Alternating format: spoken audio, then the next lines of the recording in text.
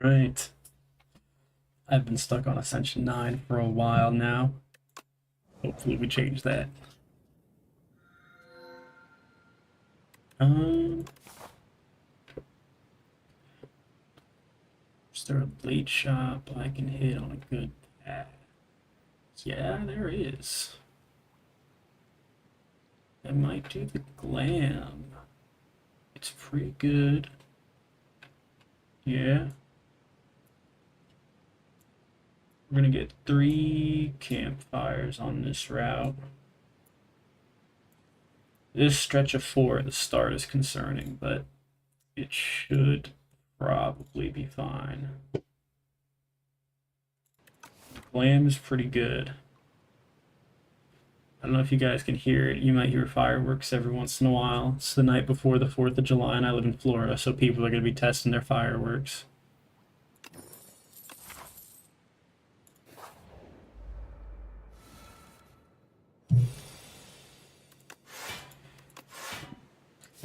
Yeah, I'll full heal this turn.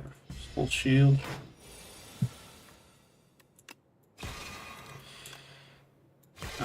Yep. Solid turn.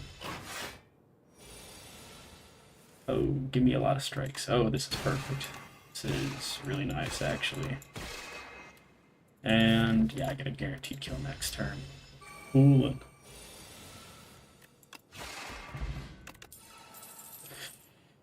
Okay. I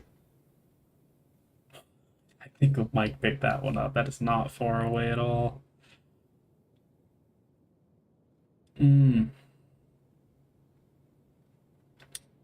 Getting the replay. Terraforming could be so very situational.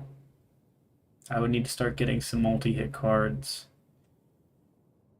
I think I just want to go with Crush Under.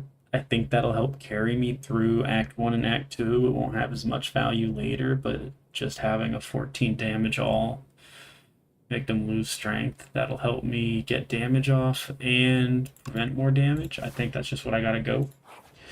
The Forge one was also, had its own draw, but so I just do the damage to prevent damage. Then get some star generation going. Now I get 2 falling stars for free. So this is where it becomes interesting. The Crush Under is going to kill the one on the right, so I can just... Oh, actually it kills both of them after I vulnerable. So, fuck yeah. Okay. Either Astral Pulse or Know Thy Place. I want to go with Know Thy Place because it'll exhaust out of my deck and it just has value. And I already have a little bit of AoE going on with Crush Under. I mean, no reason not to play it. Good damage, lets me do more damage and then block fully. I think I want to skip the Venerate and just go damage.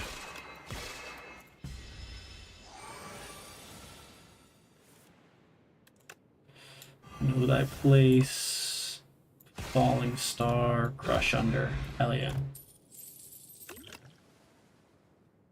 Give me the hidden cache. We're efficiently doing a star build of some kind.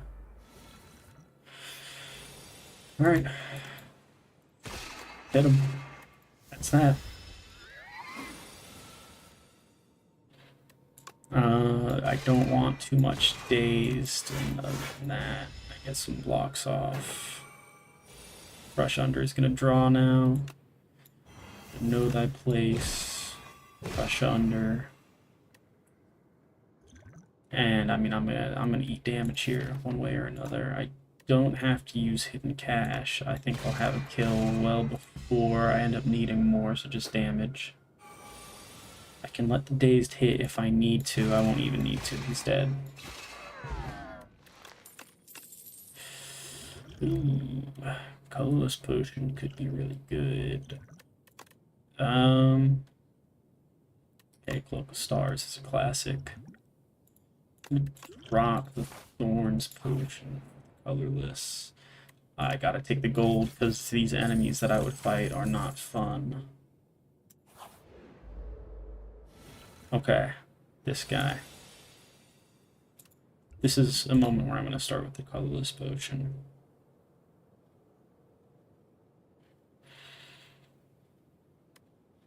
I'm going to try the scroll because I want some more defense, and this is actually what I was really looking for.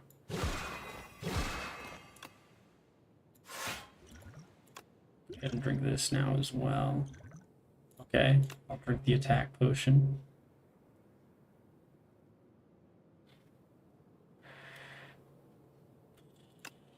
I'll hit it.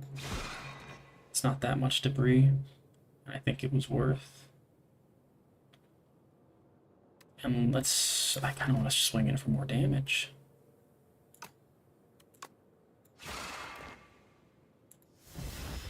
We'll see how this goes. I might have fucked it with the crash landing, but I'm not 100% sure.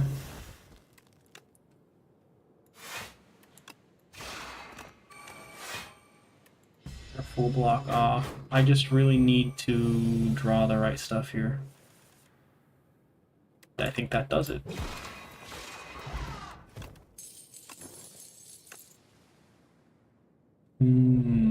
Gamma Blast is compelling.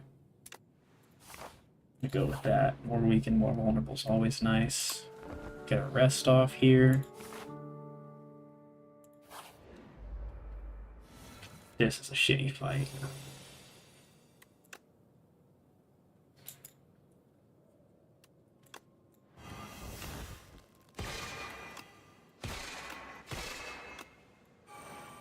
Well, I have solace in that. I'm gonna have to eat a little bit of damage, but I should be able to kill the beetle now. Yep.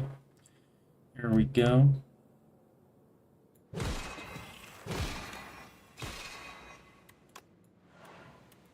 Venerate action.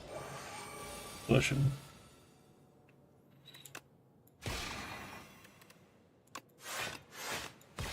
Save the star.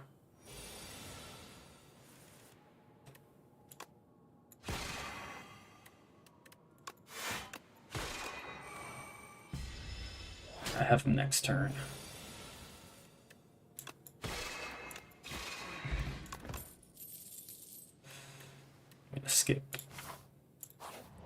Don't want to fatten up the deck too much. Ooh, I like the ice cream. That could be really nice for me, actually. Children of the Star is like a must grab here, and I think I'll grab Devastate as well. Did not have enough to do a removal, unfortunately.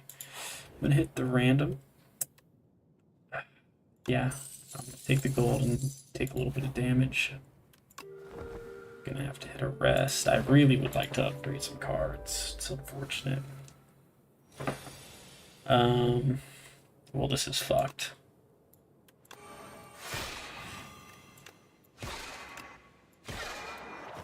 Still gonna take damage here. The Crush Under will help immensely here. But not really enough. I'm still gonna eat a bunch of damage. I think 10 total. I feel like that's just damage I don't need to take, but I have to, obviously.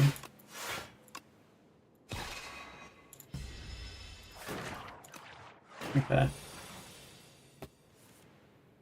Okay, Crush Under. I should have known that I placed first. If I had done that, I would have had a kill, and I wouldn't have to eat another 7 damage. That was just silly.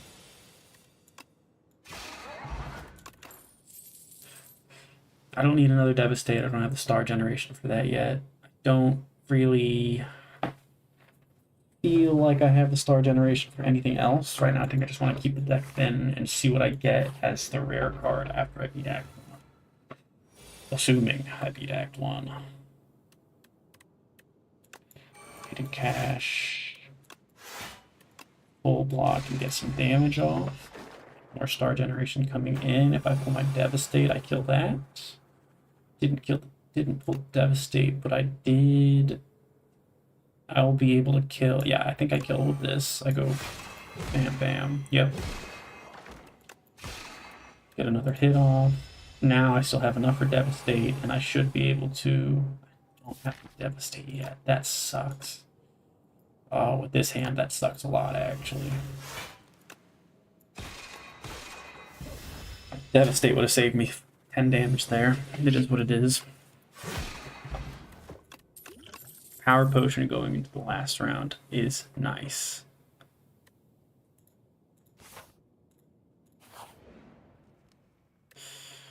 I'm gonna rest.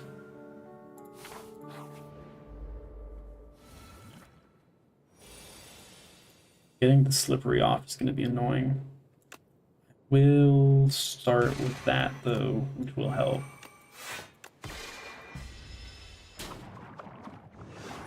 I needed to drink the Power Potion I forgot about. Whenever I attack an enemy, loses 1 strength this turn. I might just grab that because it is... Yeah, it's just good. It's just really good. Know thy place, sure.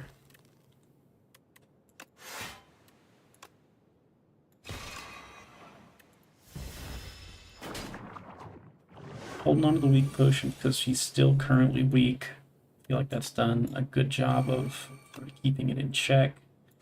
Gonna get more weak and more vulnerable going on it. I'm gonna hang on to the energy, which is nice because I have the ice cream. That was a good turn for me. I get a double hit here to help take off more of that slippery. The fact that he's just not taking real damage yet is still annoying. He's already on his 2nd round, and I have some wounds that stuck in my deck now as well. And you know what? It's time to throw on that potion. I'm not going to spend the Devastate because he still has the slippery up, so it would just be a waste. I hang on to my energy. See what we can do with it. Okay. I'm going to do it like this. I'm going to use the Strike first to take off the slippery. Falling Star to apply the vulnerable for the Gamma Blast, do the most it can do. Defend, Venerate. I full block, and then I still have extra energy. I'm basically going to be able to play my full hand for the rest of this fight because of the ice cream. It's really nice pickup, honestly. Gonna take big damage here, but he's not going to be attacking this turn. I have the slippery off. I have the vulnerable going. I think this is an okay position to be in. So now it's just damage time. I save energy. I wish I had the stars to play the Gamma Blast. Unfortunately, I do not. I will fix that now. Full block and have some star generation going. I should have Devastate to play here. I have just about Devastate to play here, not much else. But it's still great damage. Okay. Start with the Falling Star. Crush Under to take off some more strength. Defend, and 1 more attack in this turn. That's all I've got. I would really like... I was going to say, give me it. I mean, yeah, I'll play the other defender. There's no point not to. I would... okay, this is actually... Devastates in my discard pile. Which is not good, necessarily. Devastate would have been able to let me finish this. I'm at a point now where, depending on what I draw here, I think I just lose. Yep. Yeah. I lose the run here. Too much star generation and not enough actually hitting him. I mean, I had such a high chance of drawing more wounds than I did. Unfortunate. Because I just don't have enough defend. I don't have enough attack to finish it. Going on to run 2.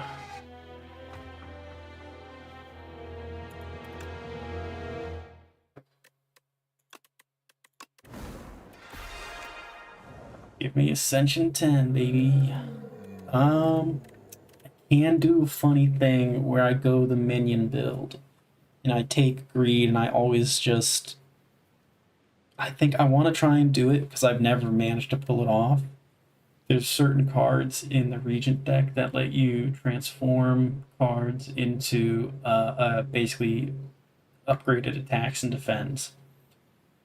I can get those cards, transform this curse into that. So I basically get the bonus of having that money at the start. I can go to like an early shop like this. And if I do that, probably go a route. I have an option here.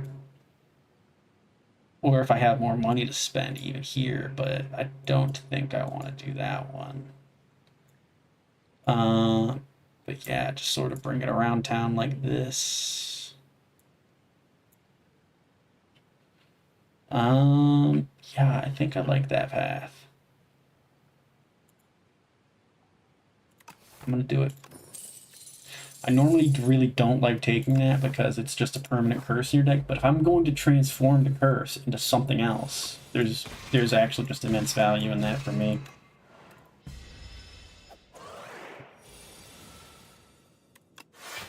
Double defend off. Let me draw a falling star back again. Did not. Okay, I'm gonna have to take 4 damage on an early fight. It is what it is. Okay, so none of these cards really go into the deck I'm talking about, but I will take a Cosmic Indifference, I think, because it would let me stack the deck so that I would be able to do more of the minion transformations, if that's what I'm going for. And that'll actually be helpful against things. Let me see what the boss is in this one. So when he shuffles those wounds into my deck, I can now turn those wounds, if I get the right cards, which I'm not getting. I'm gonna do a removal first. Remove a normal strike is generally my go-to. And I mean, yeah, I'll take a crush under just because it's a good AoE damage is always nice to have. Shit. Maybe grab a potion. I'll grab a skill potion.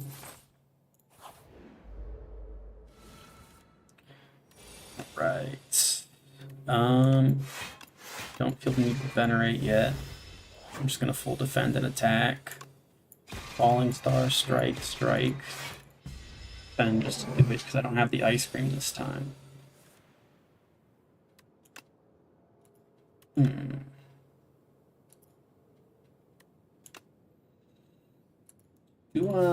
How do I want to do this? Good odds I pull Falling Star and at least 2 strikes next time. That would be a total of not enough damage. And I would have to venerate to play the Falling Star. I'm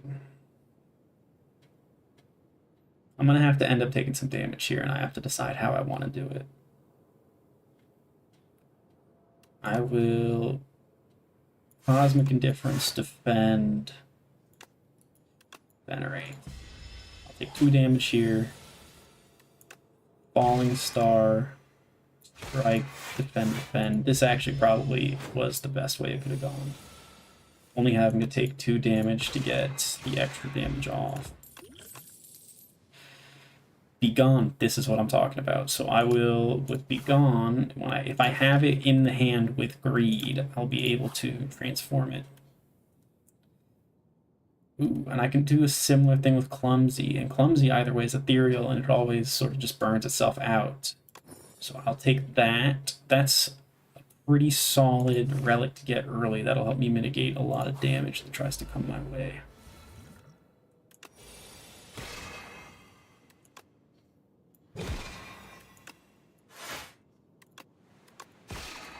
So it burns itself out anyways.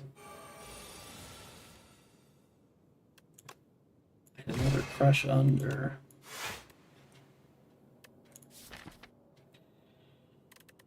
I likely kill next turn, so I would rather just make sure I full defend. Oh, you know what? I would have full defended anyways because of the Gorget. And now I can turn the Greed into a minion strike.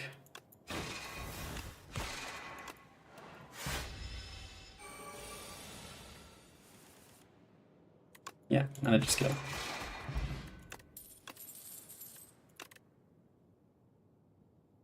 Whenever I create a card, gain 3 block. Or, do I want to take the...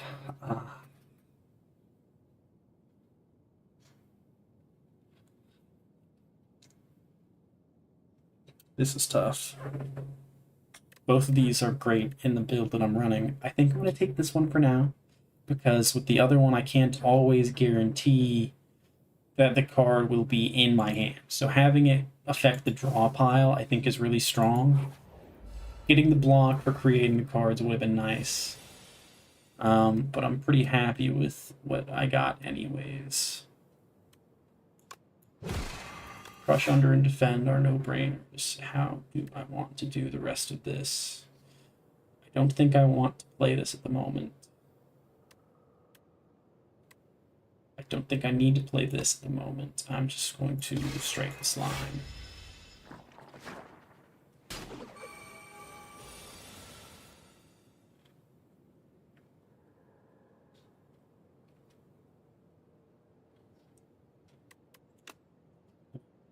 Cosmic Indifference.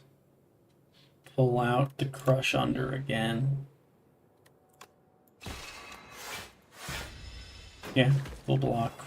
Most damage as I could. Now this sucks, because I would have loved to use that. I mean, I'm not going to use it on the Falling Star, am I? Which kind of just puts me in a pickle. I'm going to drink the skill potion here because... oh.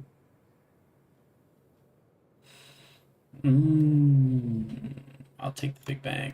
So I can do something with this. For fuck's sake. Okay, I mean, I will go ahead and kill this. That way I don't get more slime in my draw pile. And I just have to eat 10. It is what it is. Okay, oh, god damn it. So I will still pull the charge and change that and that.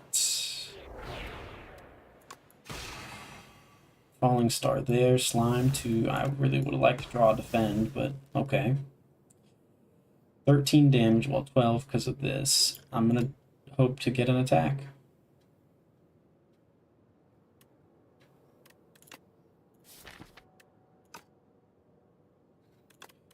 Funny enough, I think this works.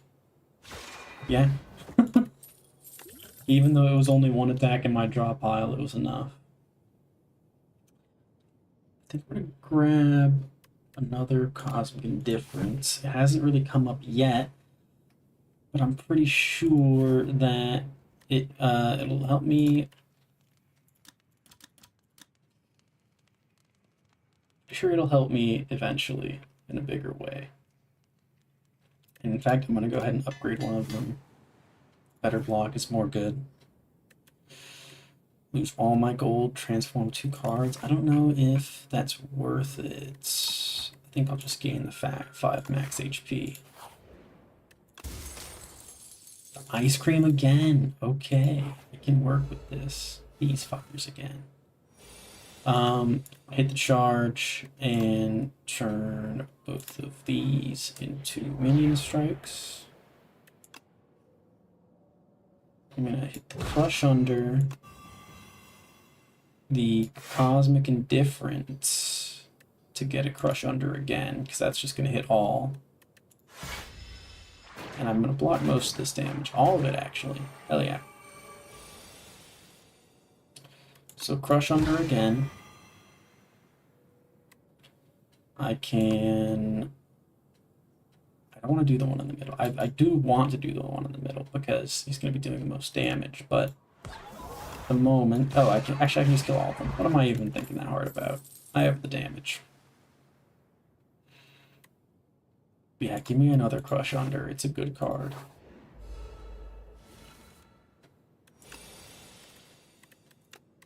See, now I'm just turning cards into better versions for myself. Get some defend up. If I'm lucky, I pull another Crush Under here.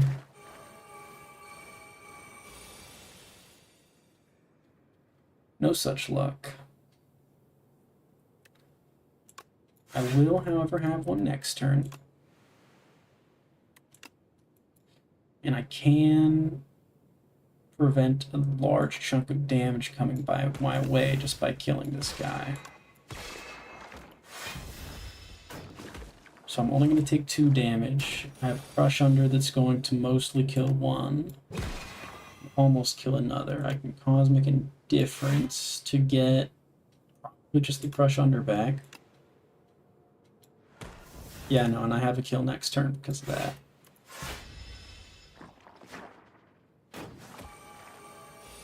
So using the Cosmic Indifferences to cycle the cards that I want back into my hand, it's just really nice.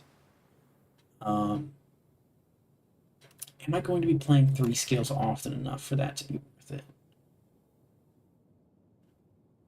Potentially, yeah.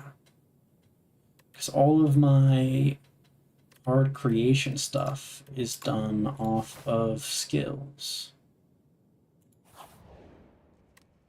I'm gonna rest because I do want to fight the elite to get a relic. This is not the elite I wanted to see, though. I hate this guy. I hate this guy so much. Okay, I'm gonna have 3 skills played this turn, so sending that out first made a lot of sense. I'm gonna Venerate and defend, get it back again. I should have used Falling Star first, though, to get the vulnerable up to begin with. That was my bad. Okay. Minion Dive Bomb for 0.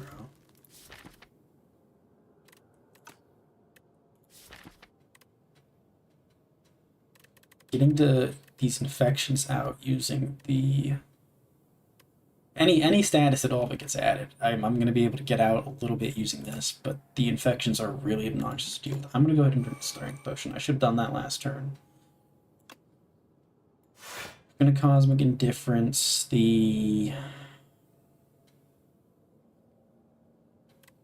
the Falling Star? Yeah, the Falling Star.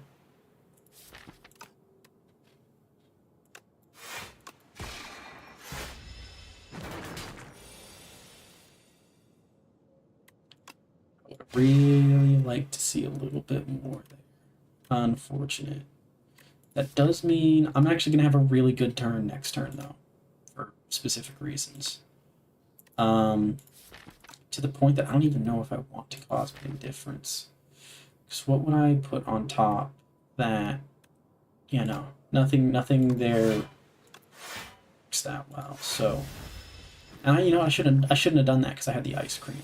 So I shouldn't have wasted those, that little bit of energy there. That being said, I still kill here. I get to double Crush Under and even take a kill. And then I end turn. Normally these guys are the worst to deal with, but I got...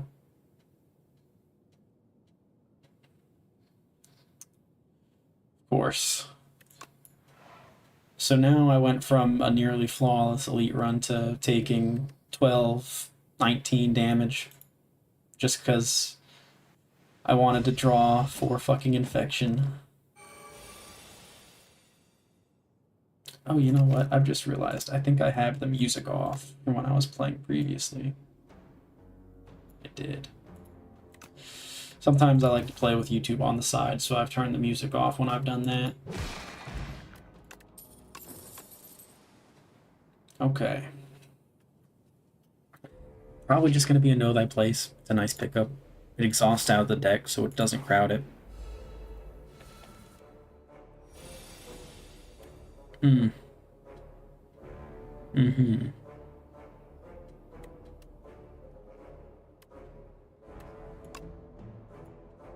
We're going to turn a regular strike into that. Okay. I got to use all my attacks that turn. That made it worth it to me. I don't want the Dazed going into my pile. Yet, at least.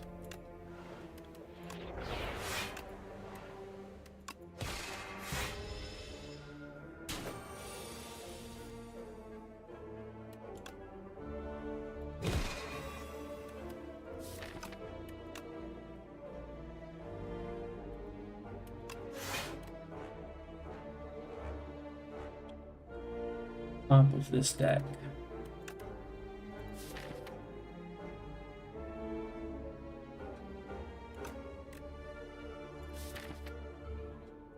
Probably the no, not the charge. Because it's going to just be a 5 draw, and I won't have anything to target. Yeah, let me put the Crush Under back on top, actually. Just hit that thing again. Why not?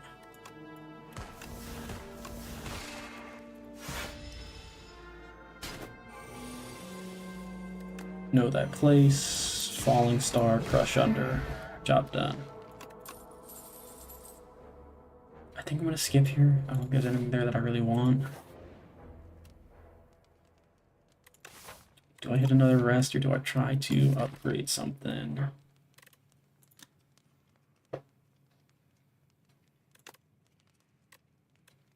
Just makes those do 3 more damage each.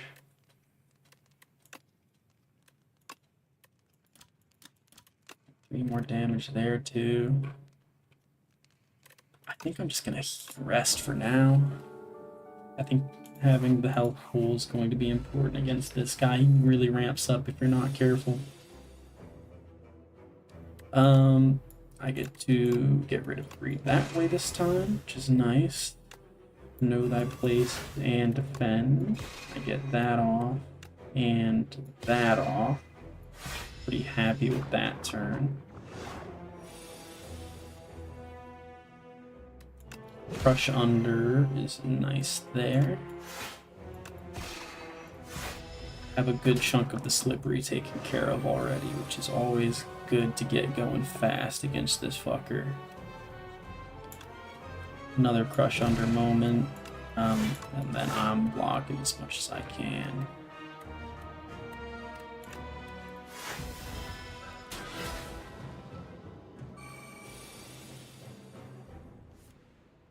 Now I have the wounds to turn into new cards, which is nice.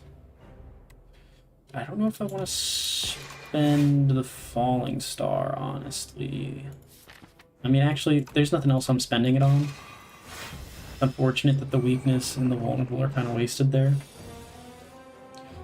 It is what it is, though. I will get off the rest of his Slippery. And defend, Cosmic Indifference on the charge. Make it so, end the turn.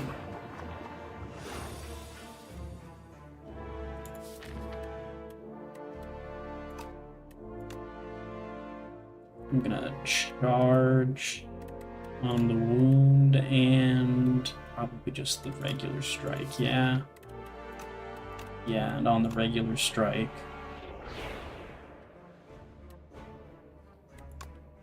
We're gonna Crush Under, Minion, Dive Bomb, Cosmic Indifference to pull. If I do the shtick and pull the other Cosmic Indifference back, I will for now.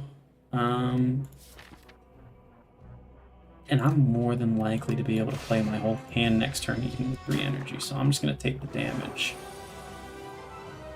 Yep. Crush Under, Cosmic Indifference, the Falling Star because I'm venerating here.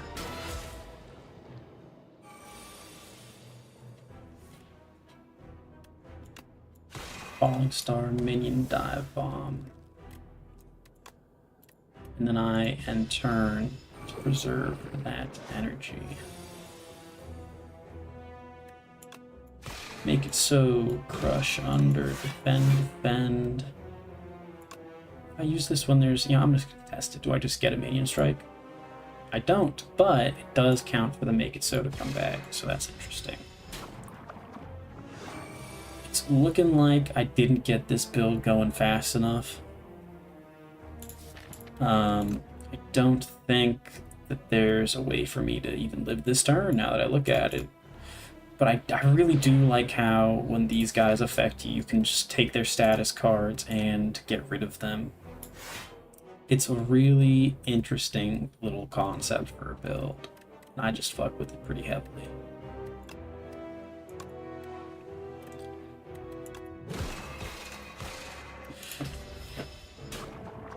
Oh, I lived with one on that one. Okay, hang on now. Do I kill? 8 damage, 36. He's vulnerable. Oh my god. Oh my god, it's not over. I lived on 1 HP and I get the guards. Oh, but I also get Arsenal. Hang on.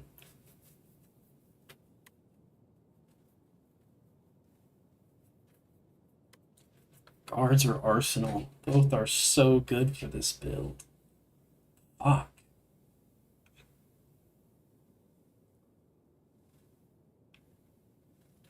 I think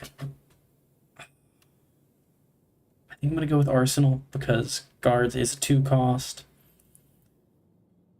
And I don't have enough targets being made in my hands. If I had more of the debris cards, I'd be a lot more willing to just send it on guards, but I don't have those debris cards yet. So I think Arsenal is just going to be better for the current build. Yeah. I'm really on the fence about whether that was the right one or not.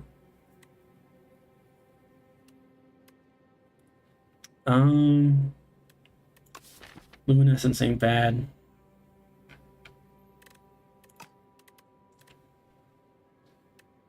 I think I'm just gonna go Sandcastle though.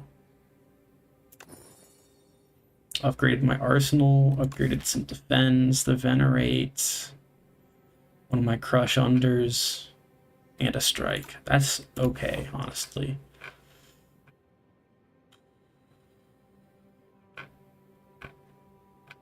Man, the shops are in terrible spots here.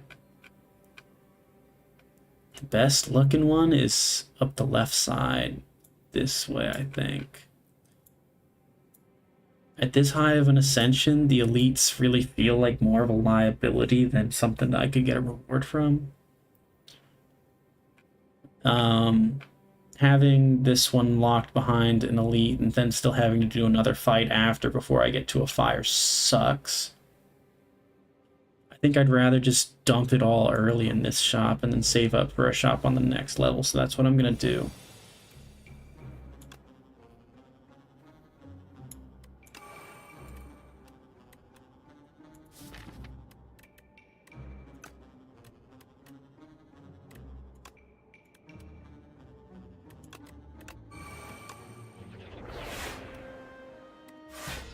Okay. We'll have to do. So this is the card that I wanted to target again with this. So the fact that I drew it sucks. I don't really have another good target for me to use this on.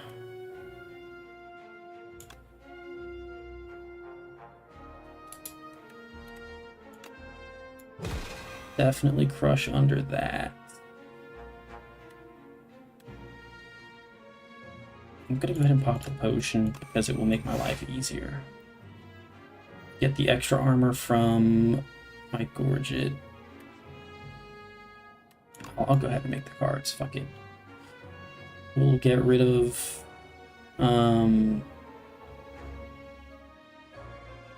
Begone and a normal defend. And now I have even higher strength. This guy's gonna get stunned because I full blocked him. And I will be able to kill this guy or he becomes an issue. And mostly kill this guy too. Falling Star. Beetlejuice, very nice. I'm gonna skip on these. Not really what I'm looking for the build. Ooh, so that's kind of nice. Supermassive, deal 5 additional damage for each card that I've created this combat. That's quite nice. The mirror could be good.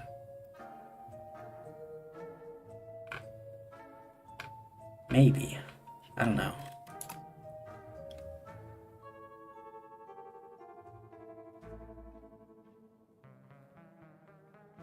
I don't really want to do more card removal because I want to have the cards to be able to change. Definitely going to take the tea set because I think it's just a really good card. Or a really good relic, rather. If I grab the mirror, what would I duplicate? Maybe an extra arsenal? I mean, that's the only thing I can think of is another arsenal. Whoa. Then on rounds when I'm going into, like, boss fights, for example, when I rest here, I'll go in there with 2 extra energy, and I'll be able to play a double arsenal just off the rip because it's an innate card.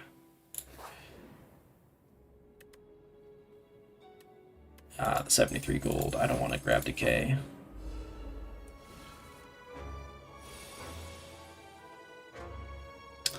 Yeah, I mean, this is kind of scuffed. I think I'm going to go ahead and throw the Beetlejuice because this guy does hit pretty hard.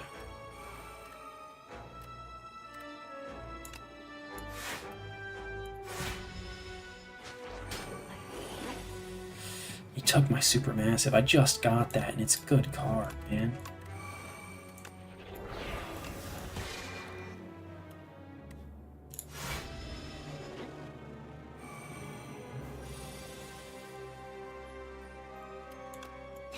To make it so. Hit the Crush Under, the Minion Dive Bomb, yeah, Cosmic Indifference, and pull.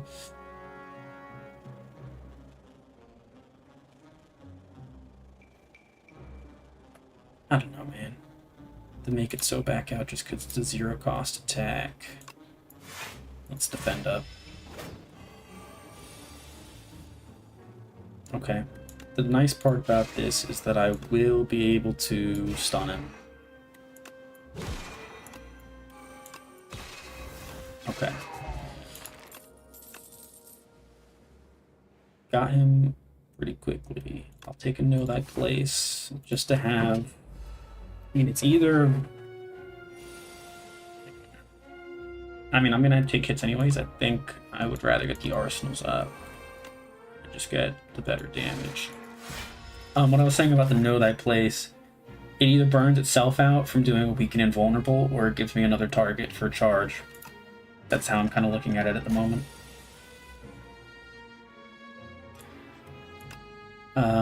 Make it so... Crush Under. Defend Cosmic Indifference. And we'll take the Crush Under again, because it just hits them both and does debuff on both. Granted, it has to chug through the artifact, but, you know, I get through the artifact that way. I'm going to charge both of those.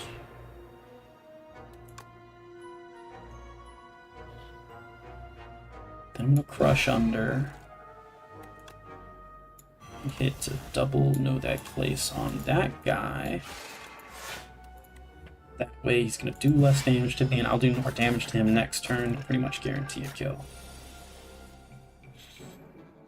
Yep. How do I want to do this? Do the Dive Bomb here, I think. Weaken Invulnerable on you now. Defend, strike.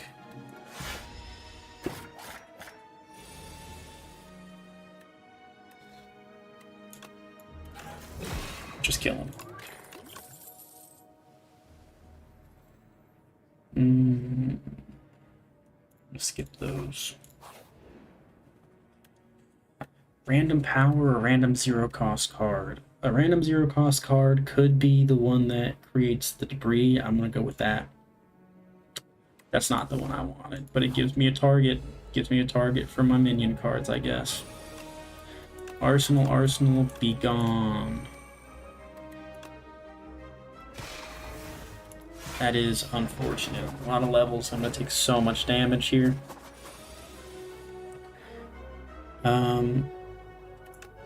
Make it so... Know Thy Place. Know Thy Place. Cosmic Indifference. To get back.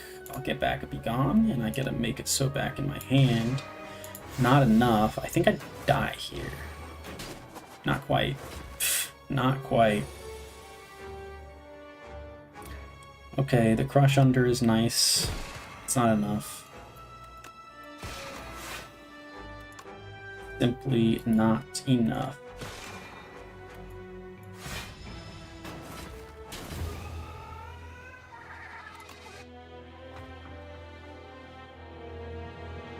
Yeah, the minion build is super interesting, but I'm just not sure it's good enough.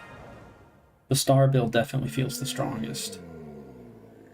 Go ahead and do the scroll packs. See, I needed something like this to work with the star, the minion build. Unfortunately, I never got it.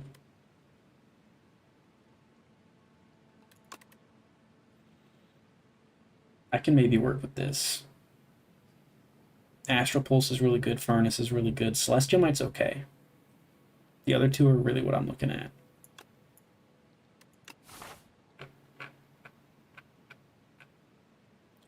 Ooh, I see a path with 5 fires, a shop. Yeah, I mean, it's hard to pass that up. It's just a really good path. I get an elite fight, I get a shop, I get a bunch of fires for heals and upgrades.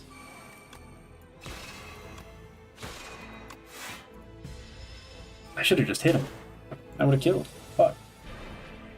That's okay though. Oh, wait, hang on, how do I want to do this?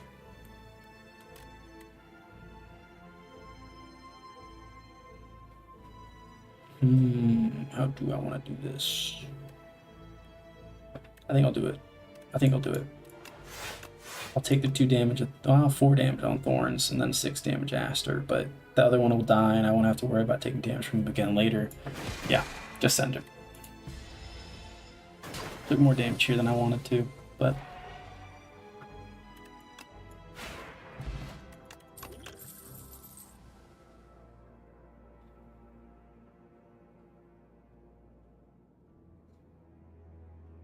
Kingly Punch has potential to be really good if I get the Cosmic Indifferences, but that's not really what I'm looking to build for here. I think I'm going to go with Patter because it works with both Celestial Might and Astral Pulse. Oh, the Spoils map is tough. If I make it far enough with it in the deck, it's actually really good, but the problem is that having it in the deck makes it harder to go that far.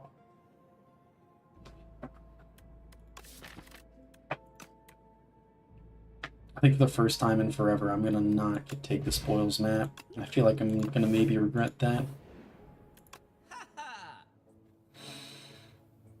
Okay, with Furnace, Conqueror in the deck has a place. It's actually quite good, in fact. I think I have to take it.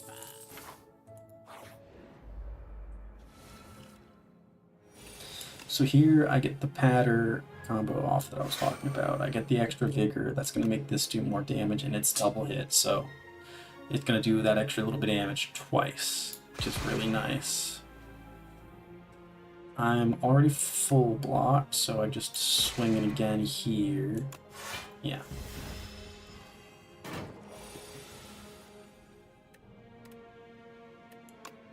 Get the kill off.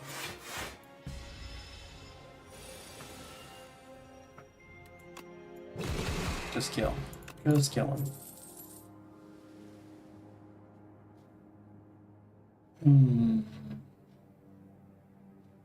I'm gonna skip those for now.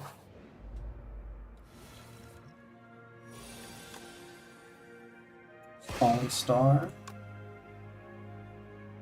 Venerate. Astral Pulse. Defend. I think I could have done that a little bit better, but I think it was fine that way.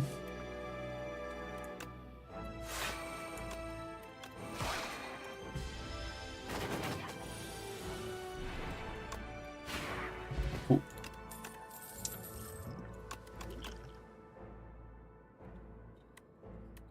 Difference. could use it to re-up on the Conqueror, or if I get summoned forth later, do that. So I think that's what I'm going to do there. I'm going to rest. Hopefully just... this guy. Hopefully I can kill him easily.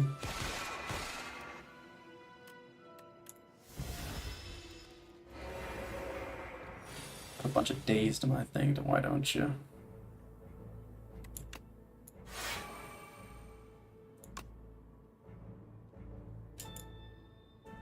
Oh, I'm weakened, so it's just going to do normal damage now. That's annoying. Oh, I'm going to drink the colorless potion. Give me something nice. Discovery, give me something nice.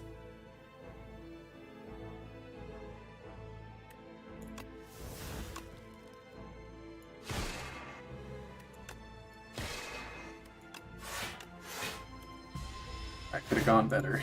That could have gone much better. Oh, for the love of... Oh, thank God it kills. Another Conqueror. Jesus.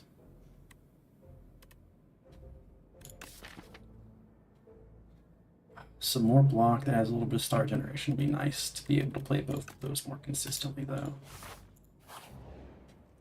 I am going to smith the furnace. Getting stacking is really, really nice. First hand you draw, each combat is upgraded. I'll take that. That's nice.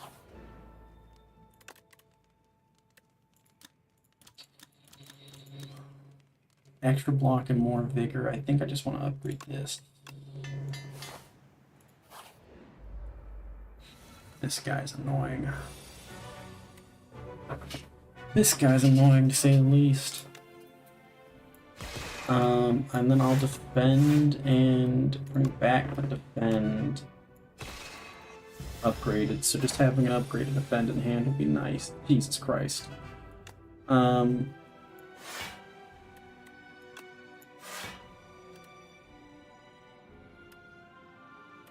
think the Conqueror is even worth putting on.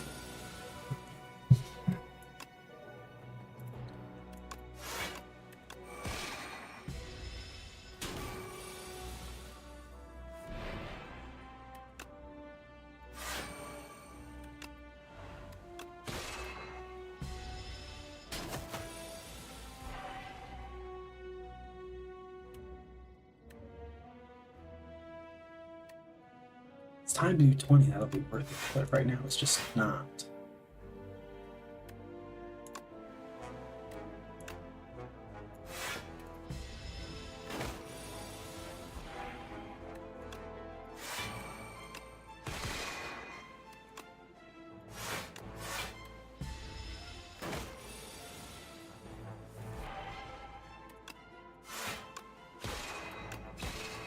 Okay, I get a kill next turn, but I took more damage here than I really wanted to.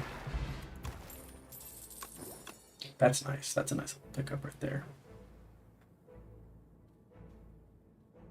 The refined blade might be grab. I'll take it. Get a rest.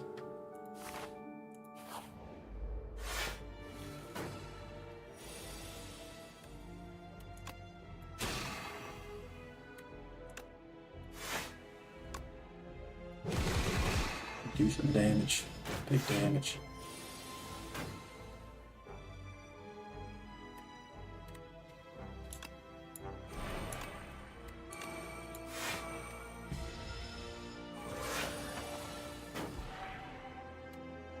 Swing in. That was a great turn. Gonna take the Know Thy Place. Doing a sword build. More than anything.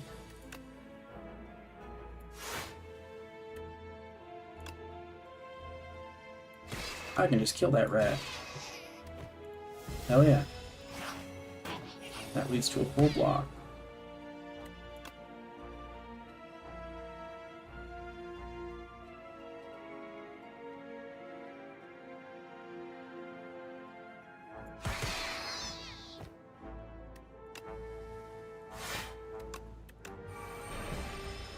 There had been a way there to just get the kill off.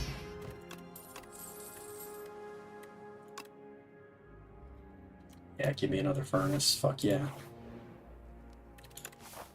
Against that guy, I'm gonna upgrade my other furnace because I understand how this guy operates, and he's just going to diminish the returns on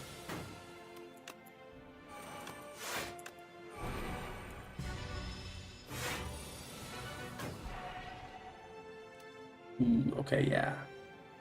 This is a turn where I just let it rip. I'm gonna Venerate to keep that going. Conqueror and swing in for 64, because he's waking up next turn anyways. I'm gonna Furnace. Know thy place to mitigate damage. Yeah. Defend, Cosmic Indifference, the sword back into our hand.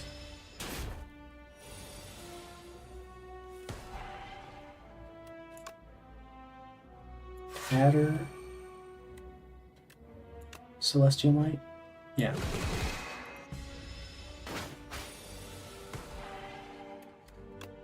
Conqueror, 134. I can eat 14 and I probably kill next turn.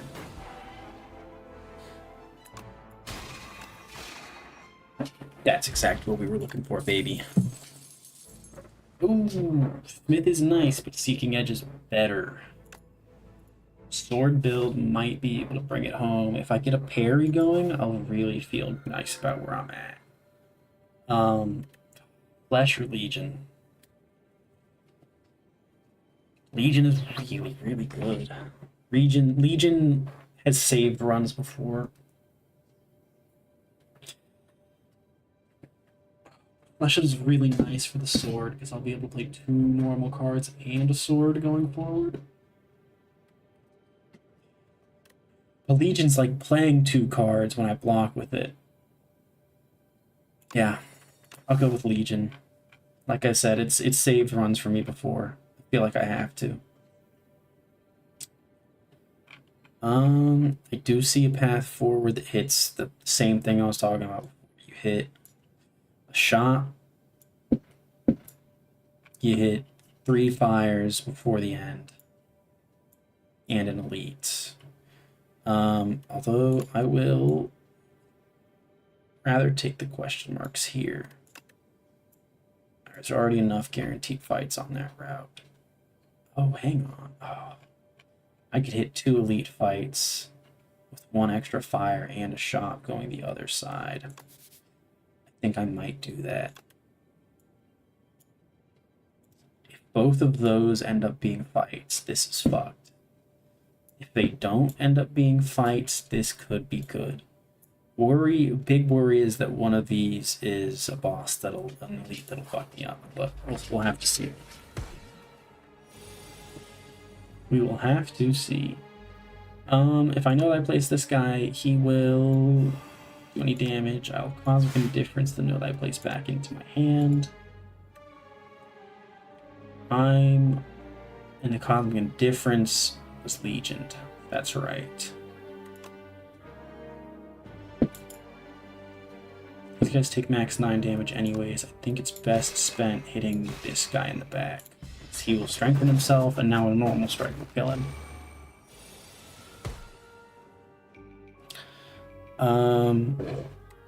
I know that I place the guy in the front again. And Astral Pulse everybody.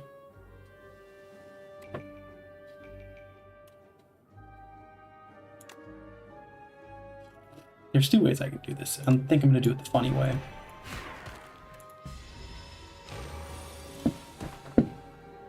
I don't know if it was... Oh, it was worth it.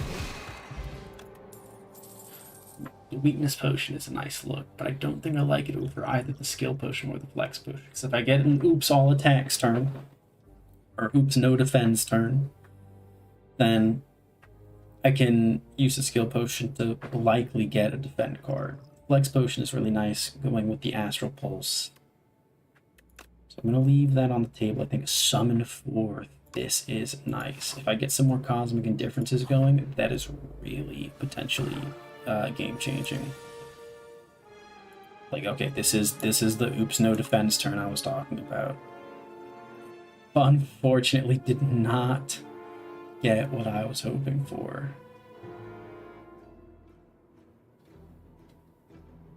This sucks. We'll get more stars going.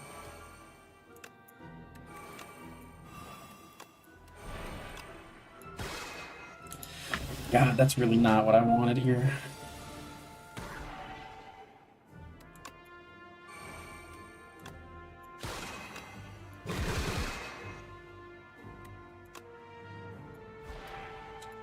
It's okay though, because I will be able to instant knock this guy and stun him.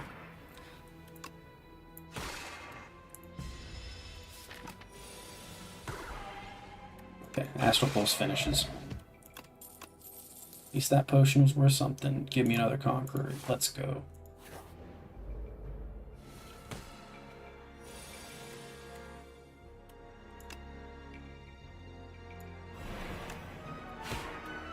Just start out with some good damage. Well, this sucks.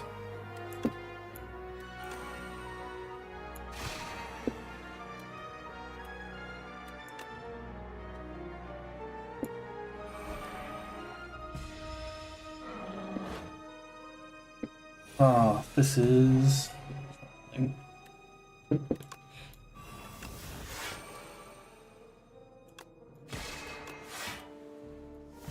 That was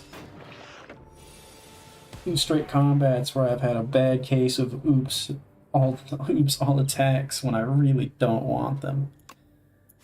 Let me get my big sword back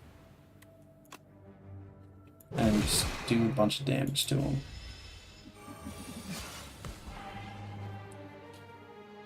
I will, how do I want to do this? 43, that's enough to kill without the Conqueror, so I just defend myself from the thorns and swing him.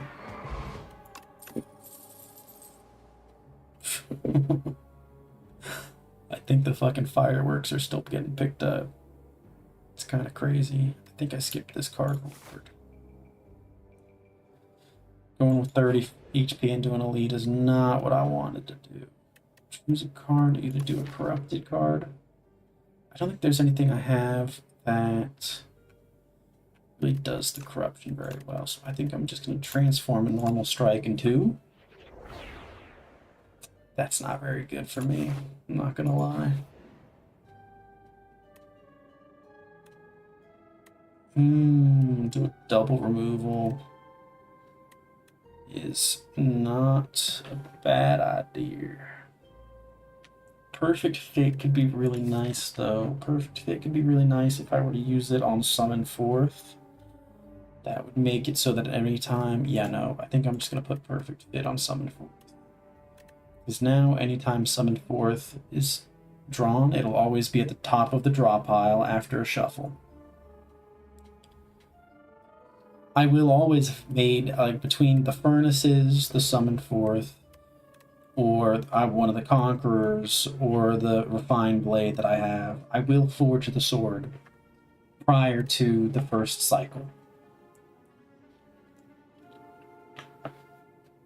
So this makes a lot of sense for me. Putting that on the Summon Forth works really nicely with the deck. This is something I was worried about. 22 block here, 16, 12. That'll full block it. I would really like to see Seeking Edge early. Do not get it. Okay. We are going to Furnace. Going to Falling Star here to reduce the most damage possible. Am I dead anyways? 9, 16. I think it's 28. I'm just barely alive.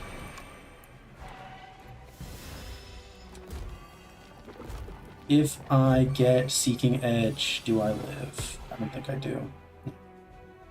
No, it's over. Well.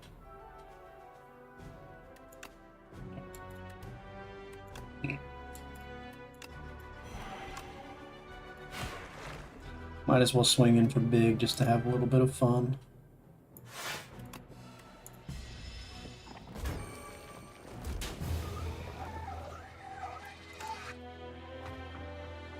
God, so far on Ascension 9, I've only made it to Act 3, but I haven't even made it to the final boss of Act 3 yet. It is rough. Let me get the card reports from other characters. Some of these are fun. Twin Strike, I could, if I get one of those decks going again, similar to last time.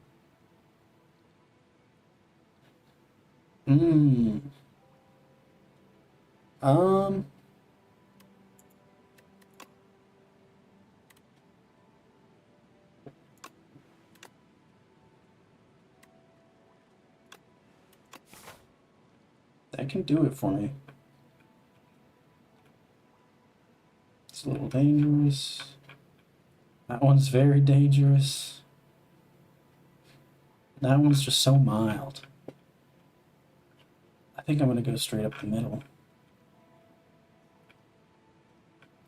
Because this right here is a little too much. I don't want to do that. I was looking at a path, something like so, that lets me hit that shop.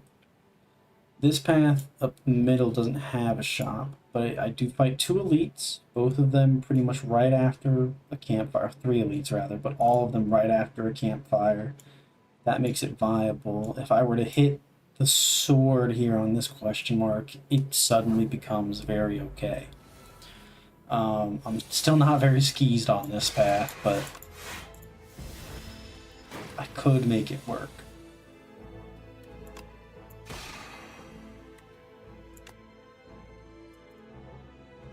It's 12, 24, just not enough. Yeah, that last strike wouldn't have done enough, unfortunately. But now I do just finish. Strength potion's a nice look here. None of those look for what I'm going for. I'm going straight for the Vigor build that I kind of had halfway of last time.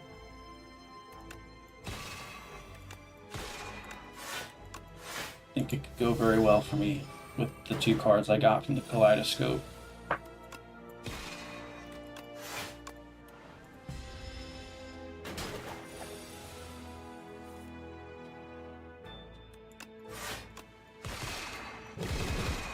I could have just all-in the attacks and killed him. I need to be better about recognizing that. I take a little bit of damage here and there that I just don't need to. Okay, so here's the Vigor that I wanted. This build is already looking fine, and of course my question mark is fight. Fuck's sake. Give me another defend? No, why would it give me another defend? Let's just hit it.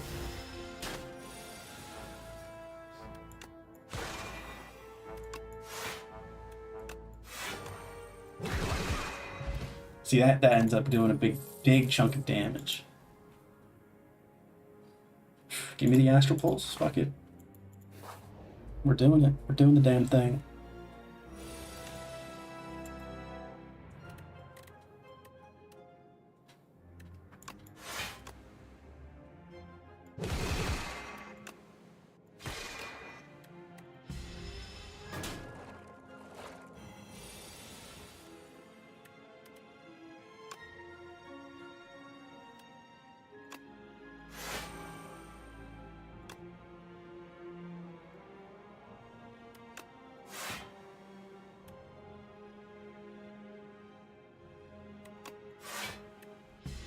Pulse.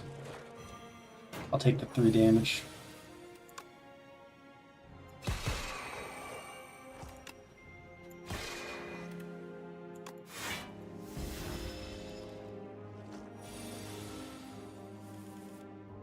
Perfect.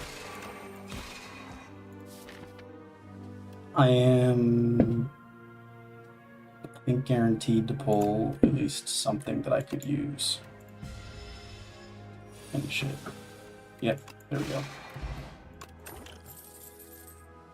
Skip here.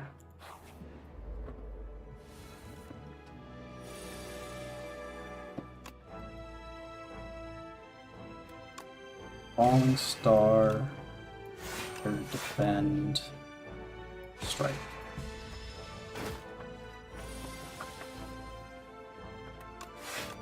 We're gonna full defend. So this guy's shtick is that if you don't full block his damage, he just gains more damage. So I just need to be careful about not letting that rack up.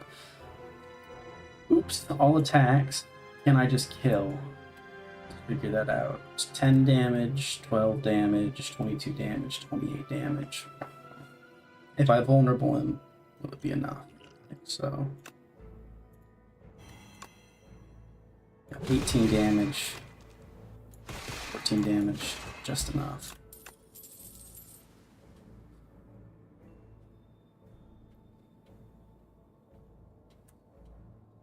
Nothing here is speaking to me.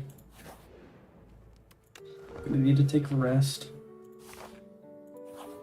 Gonna be fighting elite these guys. So this is doable. This is very doable because I have the vigor going on with Astral Pulse. Didn't get the vigor here, but the Astral Pulse still gets to go off. I'm going to venerate, but I can do it again eventually. And I'll go ahead and twin strike somebody, probably you, just because you're the second lowest. Now an Astral Pulse will just kill both of these guys. Shattered, defend, and him as well. I do need to have the stars to do it, so I'm hoping I pull a Venerate. If I pull Venerate Astral Pulse right here, I'll be a happy camper. No such luck, but I can actually just gunk shot kill this guy in the back instead. Then I'll go ahead and take a defend and twin strike the guy in the front. Now they're pretty much all within the Astral Pulse kill range. I'm getting really low, which I don't like. Man, it put me in a position.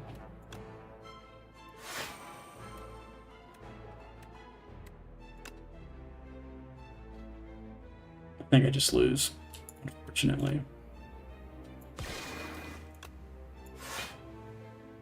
No, I live. But I don't have enough for the Astral Pulse next turn. I should have just striked. Man.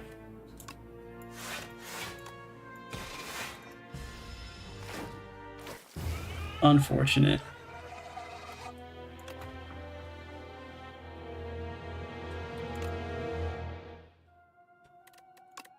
Ascension 9 is no joke.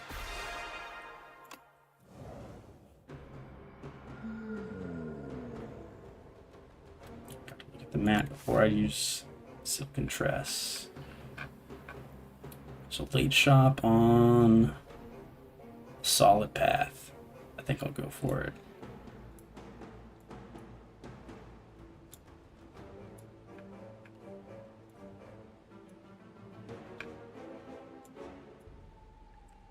Fuck this up.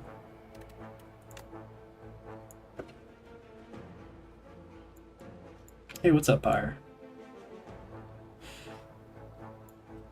I'm playing a kind of chill deck building game instead of fighting a bunch of Elden Ring bosses tonight.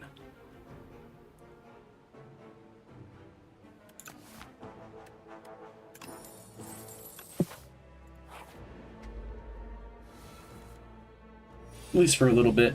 I might switch over later. We'll see.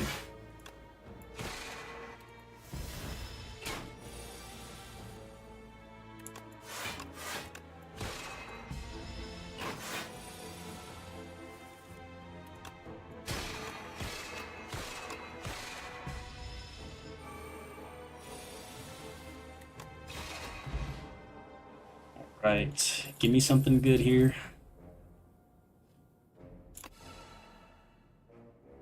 Okay.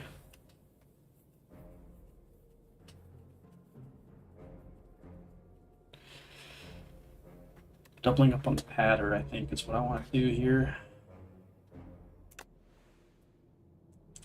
Spire, have you ever seen Slay the Spire 2? Oh, you've never seen it. Okay.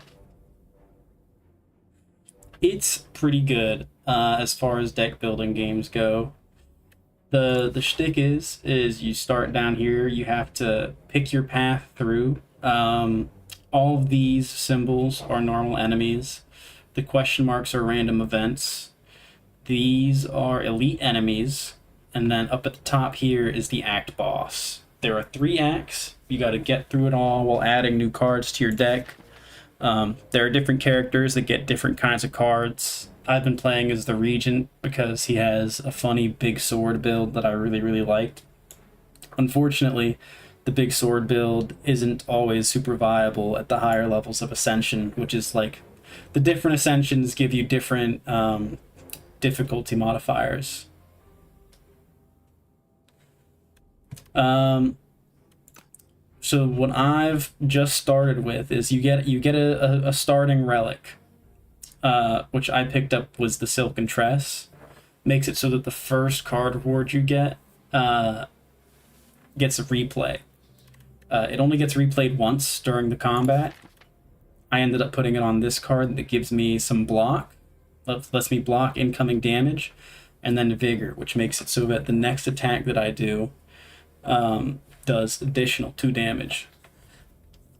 It's going to be nice if I get the right cards to combo with it. Cards that hit multiple times in the attacks benefit more from it because each time that it hits in that attack, it does the same damage from the Vigor. I've never played Inscription, but I've heard it's a great deck building video game. Oh, no, this would have been nice on the last path that I had set up. I think I'm just going to take the money. Yeah, and I'll hit the shop later, so it's fine. I already have enough money. I don't want to lose the HP. Sorry if I'm going through these the question marks a little fast. If you've never seen them before, I should probably slow down, but I've played it so many times that at this point I just know what they do and what they say. But no, Inscription's been on the list for a while of games that I should play. I just haven't gotten around to it.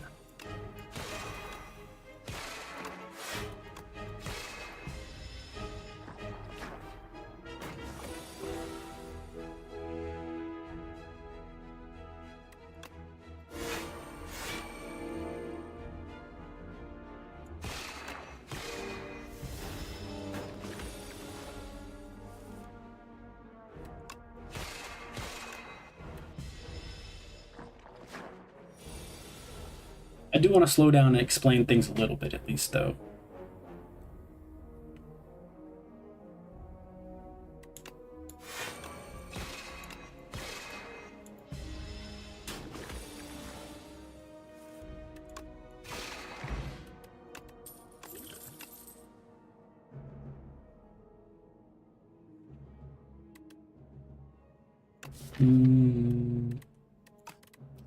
Take the spear. Could be good if I get astral pulse and stuff like that.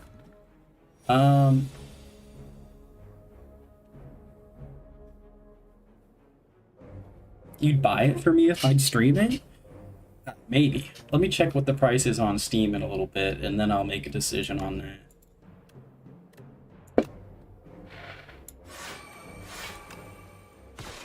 I don't necessarily want you spending money on me like that, though.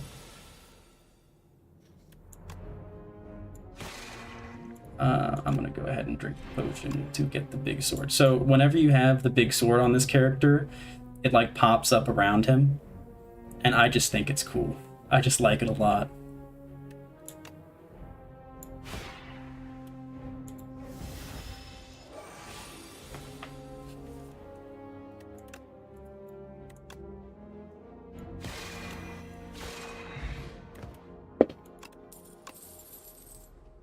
This is a really good game. I like it a lot. Okay. I could get a star. a star and a vigor build going. So this character has a couple of gimmicks. He has the sword gimmick, and then he also has the stars gimmick. Some of his cards cost an extra what's the word? Resource, an extra resource to cast. Sometimes those cards don't cost energy. So like you could have a card that generates the stars that costs an energy, and then spend a card that doesn't cost an energy but spends the stars. So if I were to stack up, you know, if I were able to stack up 10 stars, I could cast this card for 0 energy and have it hit 10 times. So that would be 50 damage. But if I've used the vigor with it instead, it would do 70 damage because it's doing 70 damage 10 or 7 damage 10 times.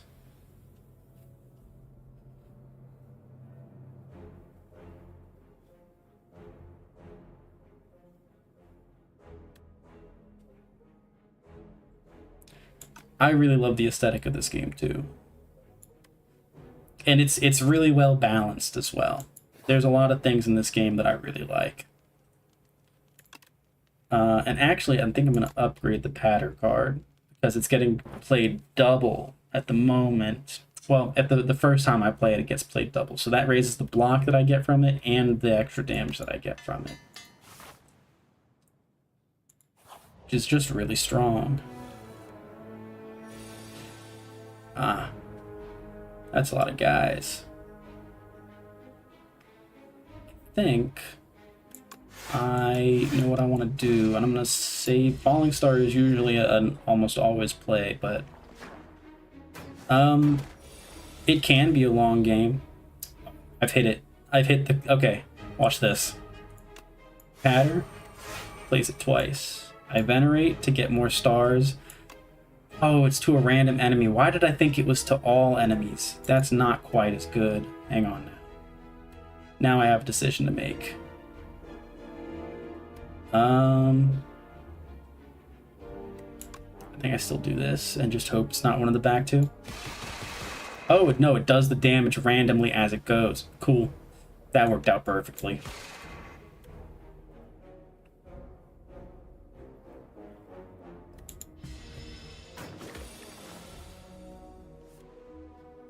Bug snacks? I think you mentioned bug snacks before.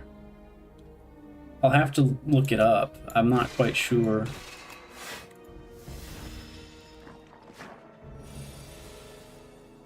Yeah, I might just look it up on my phone while this is going as well.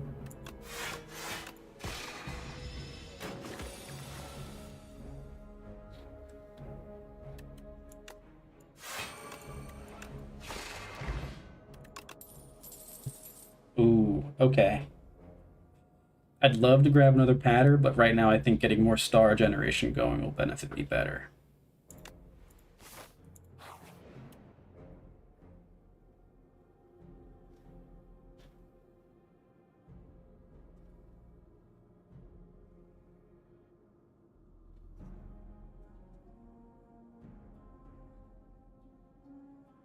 I'm taking a look at bug snacks on my phone now as well. Anchor's a nice little relic to grab.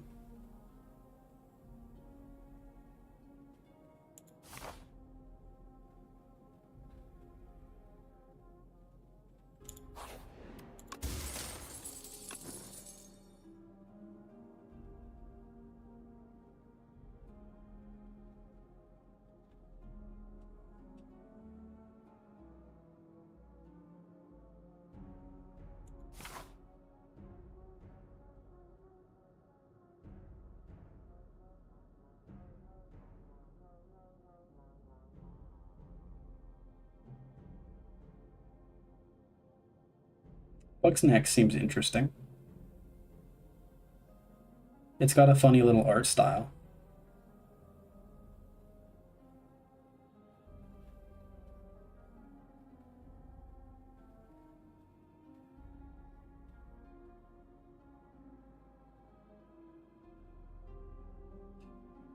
I wish the trailer was a little bit more gameplay focused so I could see what it would actually play like, but it seems interesting.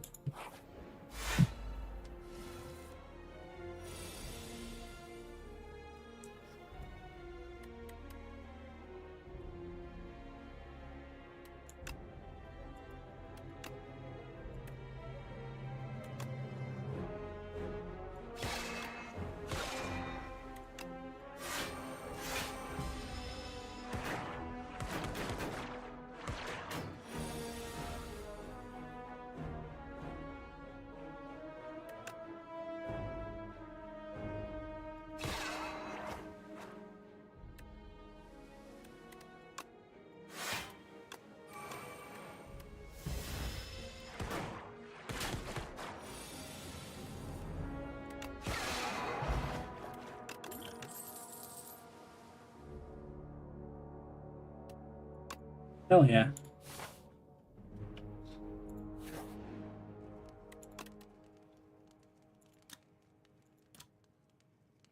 Right, what am I gonna upgrade here?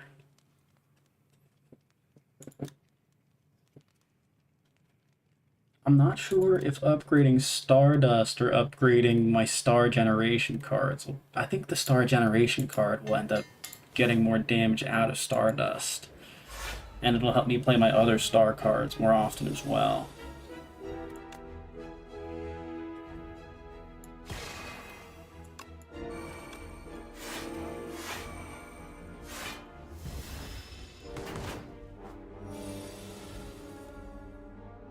Oh, this is perfect.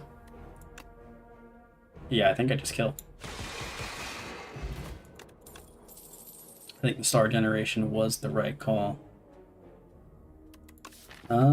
Yeah, let's get some more block in my deck. This is just a good block card to have. There's a set of cards also in this guy's deck that work really nicely with this defend card, where they'll let you put a card back onto the top of your deck, and when this card's on the top of your deck, it just automatically plays at the end of your turn, just gives you 10 block. It's really nice. Did I measure my hair? I hadn't measured my hair yet. Did you measure yours? I didn't remember you responding to when I said how long it was. I thought you dodged the bet, honestly. I'm not sure where Astroman's at tonight.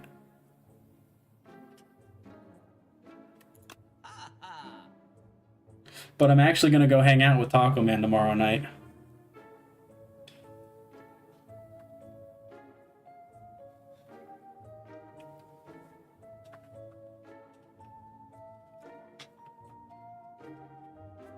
Let's see. Probably just going to take card removal here.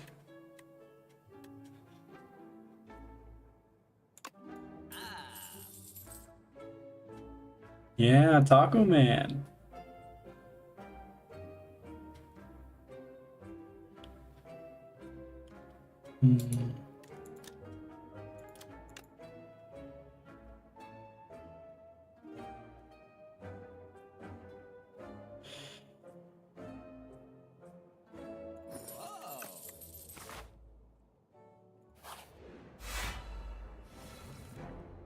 Taco Man.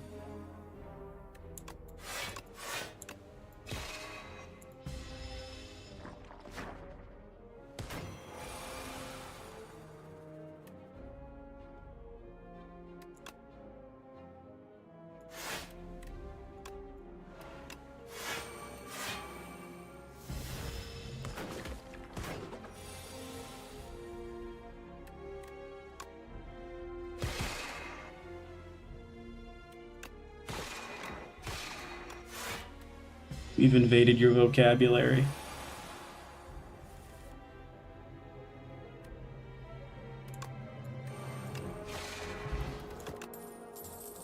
Ooh, when I get another Child of the Stars, though, actually might be better. Getting that block going is really nice.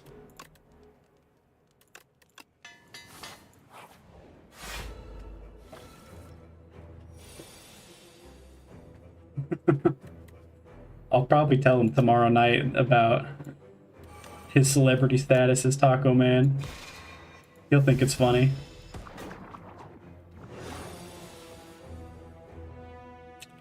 Ooh. I think I'm just gonna Stardust this to get... Alright, so this act boss has this effect called Slippery, where the next 7 times you hit him, he only takes 1 HP instead of however much you would take otherwise. So I think I'm just gonna use this to do a multi-hit 5 times, just to knock off as much of that as I can. That'll kind of have to do it for the turn. I will throw my weakness potion on him so he does less damage to me.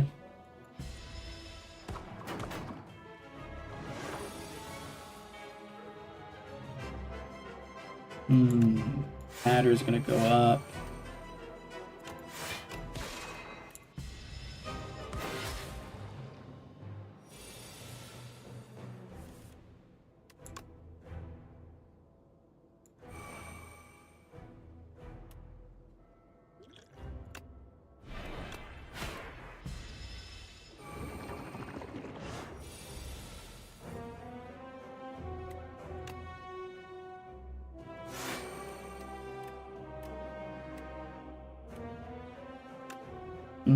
Yeah, I think this is worth 40 damage. 40 damage versus I could do...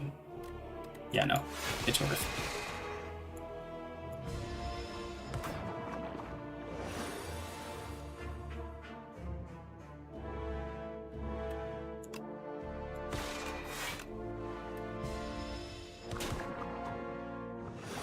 Yeah, it looks like a weird version of Alien from, you know, from Alien. I don't know if I'm gonna beat him. I'm gonna have a full turn of him not being able to attack me here, which is nice. Ooh, actually, you know what? I think I will be able to beat him. Because I had a really good draw that turn. Now I just need a few attacks. I didn't really get a few attacks, but I have enough defense here to make it work. Yep, I've got it. On 1 HP, I got it. I'm gonna skip those rewards. This one is, like, sometimes really nice, but in Ascension 9, I worry about putting somewhat useless things in my deck.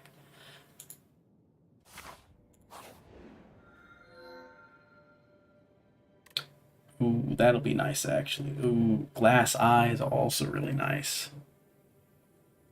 I think I'm just gonna take the extra stars, though. It's guaranteed, and it's really nice.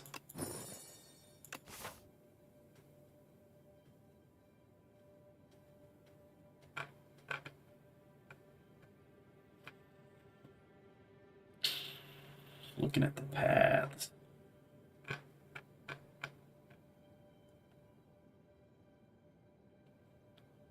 There are a couple of solid paths. This is an okay one. Gets me through most of the level pretty safely to a certain extent. This one branch here is also not bad looking. It has me a shop later, which I think I like more. So I think I'm going to do this path that leads me up to the left.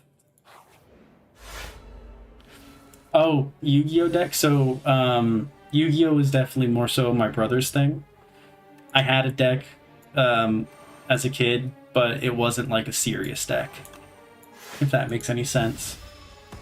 Like, we didn't know how to properly play the game when we played.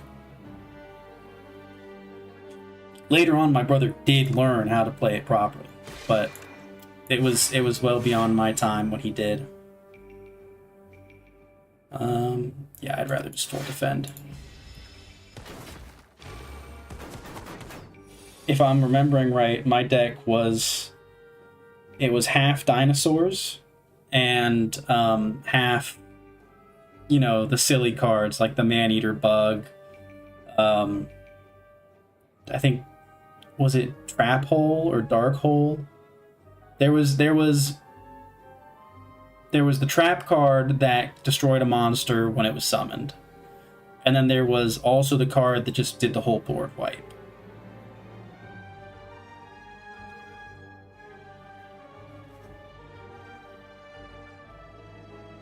You want a big card arm? What is a card arm? Do you mean like the dual disc?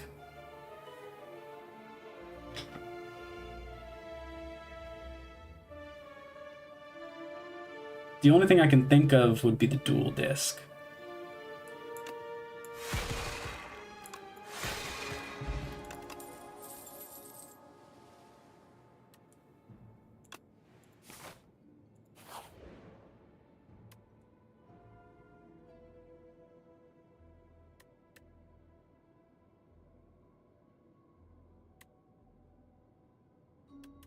I think I just want to not take the damage here. I'll have enough money by the time I get to the shop.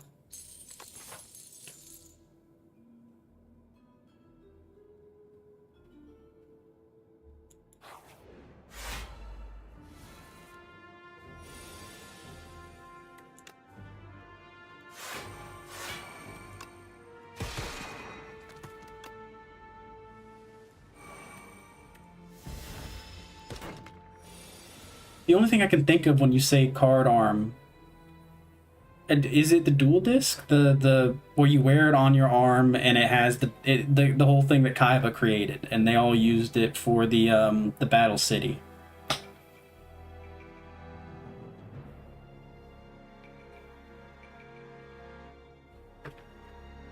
Maybe dual disc was just an Americanized name. That's possible, but that's how I've always known it.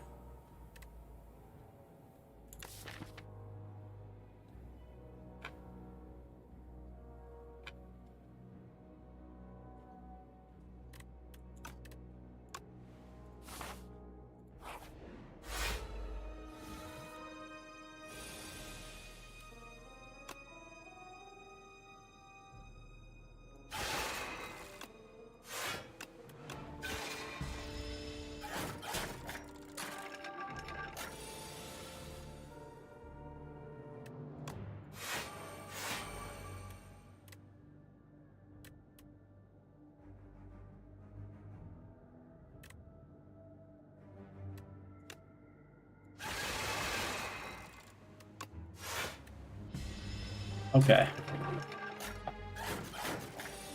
Yeah, I have to be honest, I have no idea how much those would cost.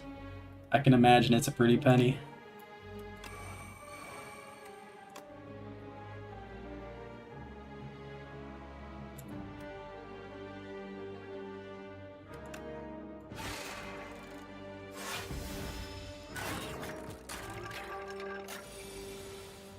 You talking about Bakugan? Yes.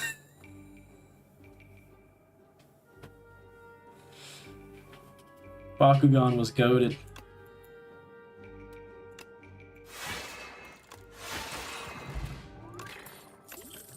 I do wish that the game that they made with it was better, but the show was great.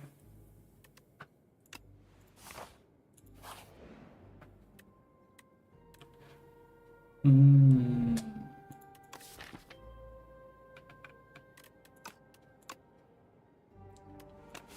That was not what I wanted.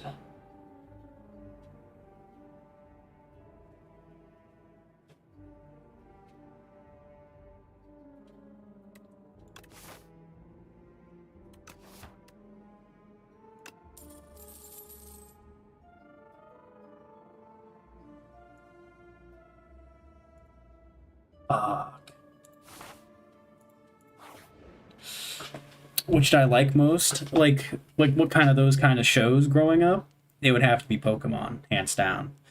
Um, if you meant like which Bakugan I liked the most, I haven't seen the show in so long that I can't offer you a good answer.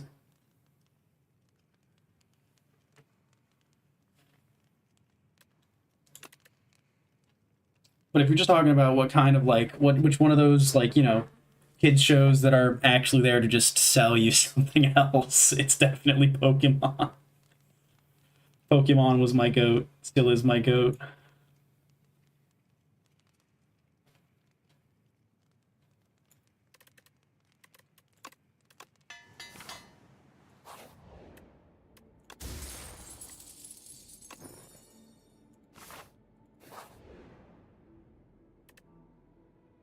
Ooh, enchant and attack with vigorous 8. I'm going to take that. That's actually really good. And I can put it on the Stardust.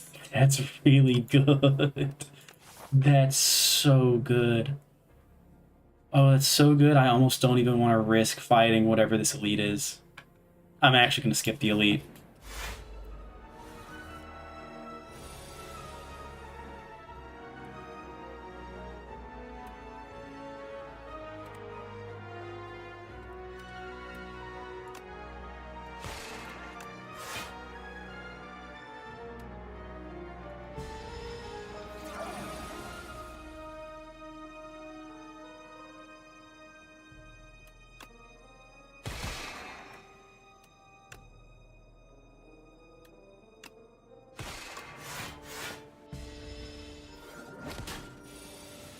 Ninjago was pretty goated. Cannot hate on Ninjago.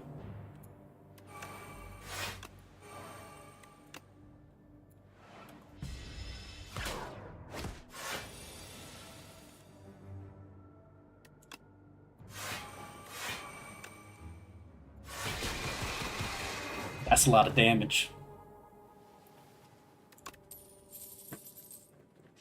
I didn't watch all of the Pokemon shows. I'm mostly talking about the, I don't even want to say just the original ones. I think through Gen 4 it was all pretty great.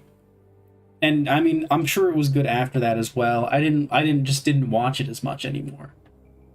Through Gen 4 is like when I actually watched the show. And even by Gen 4 I wasn't watching as much of it.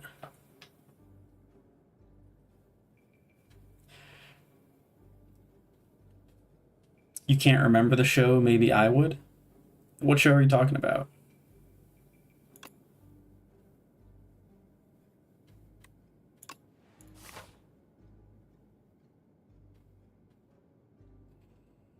Bunch of people that fight monsters that have medallions.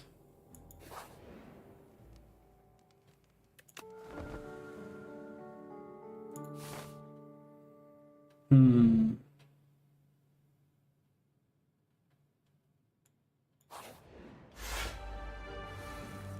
I'd have to think on it. I'm not sure based off of just that description.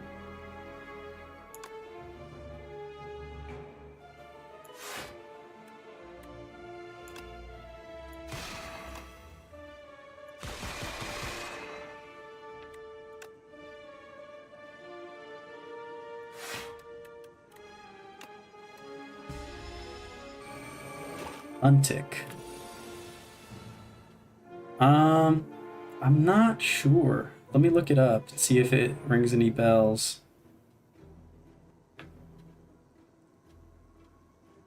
No, I've never seen it. I've never seen this before. Why has that guy got so much forehead? Stu with the brown hair has way too much forehead. I mean, it's not that much, but it's the fact that his hair casts a little shadow down onto his head as well. It makes it look kind of fucked up.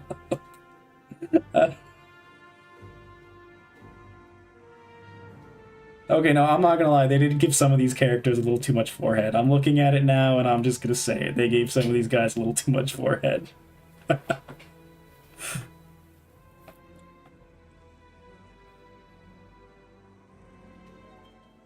Okay, I know of Winx, but I never really watched it. Was not my type of thing, believe it or not.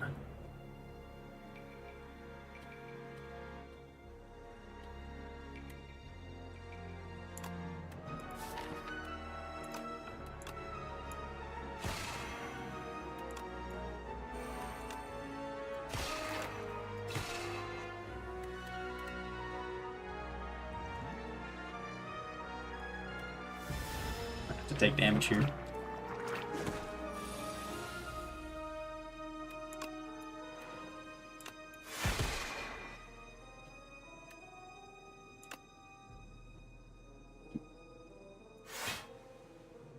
Oh, by the way, if you hear any booms in the background, it's because it's the day before the 4th of July, and people here in Florida like to make sure that their explosives work.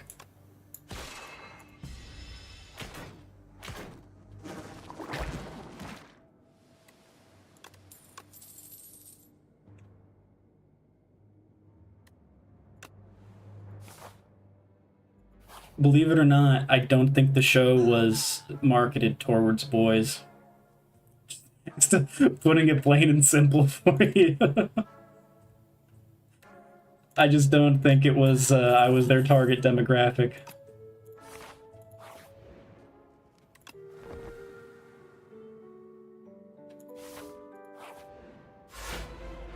Oh, do you even know what? Yeah, I mean, I don't mean to sound ignorant. Do you even know what the 4th of July is?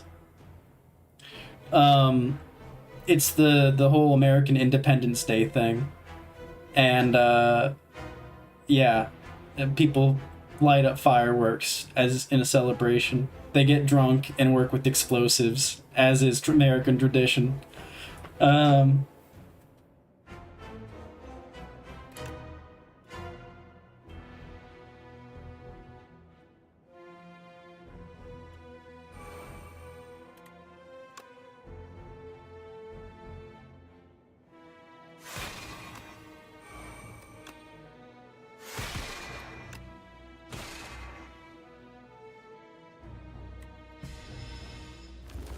Australia Day.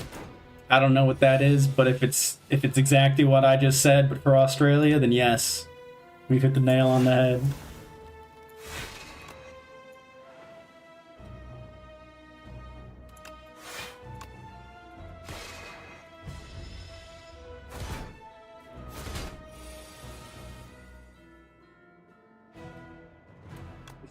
It's about to be big. 19. Quick, what's 19 times 12? The answer is a lot of fucking damage. The answer is so much damage.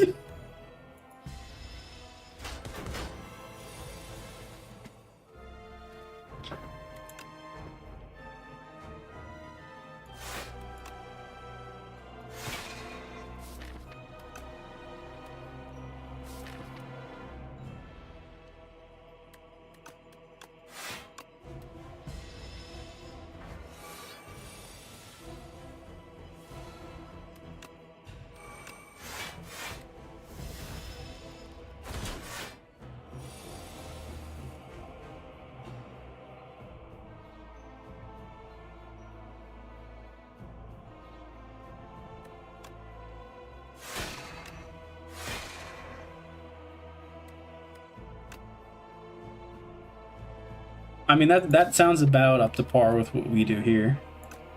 There's a lot of street football that goes on. I don't know about doing it shoeless, though. That might be a you thing.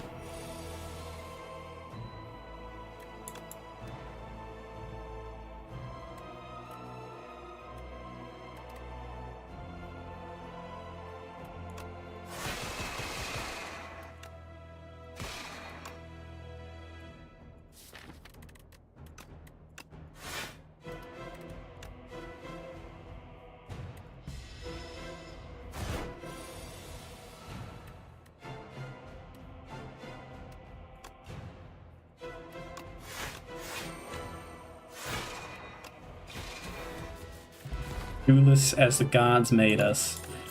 Make a fair point. Make a very fair point. I'm gonna skip the rare cards again, which is strange, but it's gotten me to Act 3.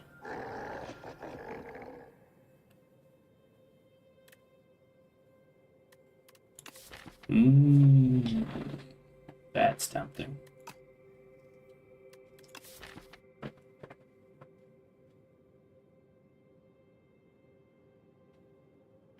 That's very tempting, actually. There's a lot here that's tempting.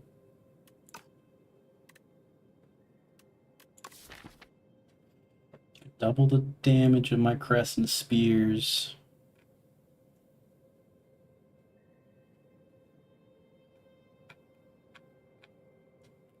I think I'm gonna go with the Mauls, though.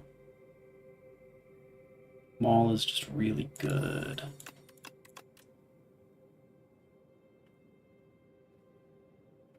I'm gonna take one of my Astral Pulses.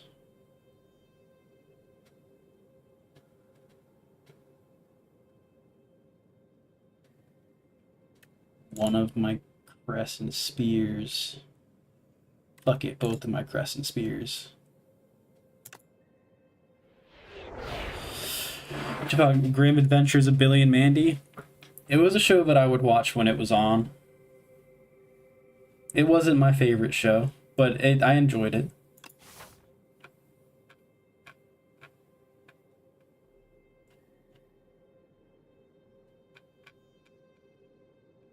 It's the reason I didn't like it as much as other people did, mostly because it was a lot of times it sort of just hinged on like the whatever the plot of what was going on in the episode hinged on somebody being totally unreasonable, and that always just bothered me.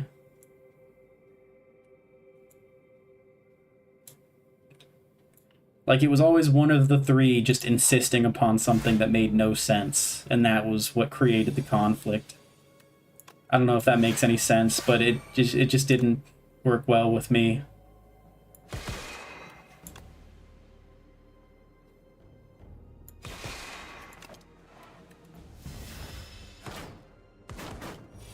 No, not that one.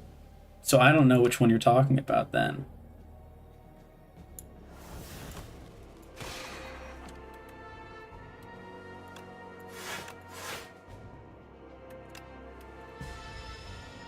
Your Grim is different. Well, I'm gonna go ahead and look it up real quick then.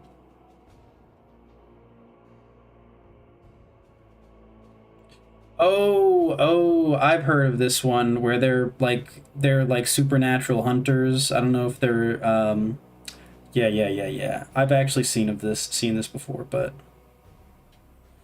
I never watched this show, but I am aware of it.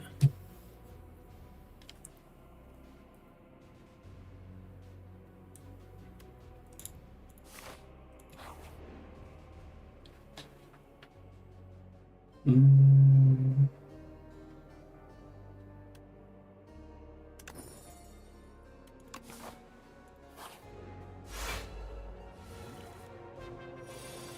Get to watch it for the first time. It's a good point.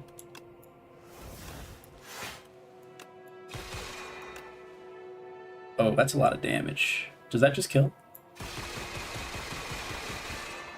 Barely doesn't.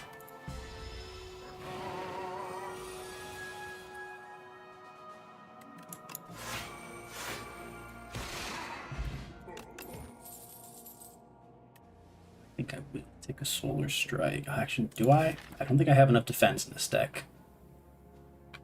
No, I can't take it because I need more defense and I'm not hurting on Star Generation. Skip. Oh, it's big slime.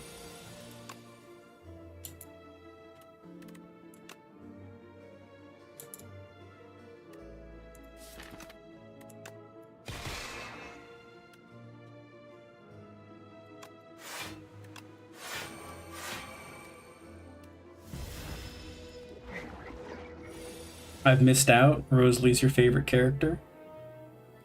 Okay, I'll have to check it out eventually then.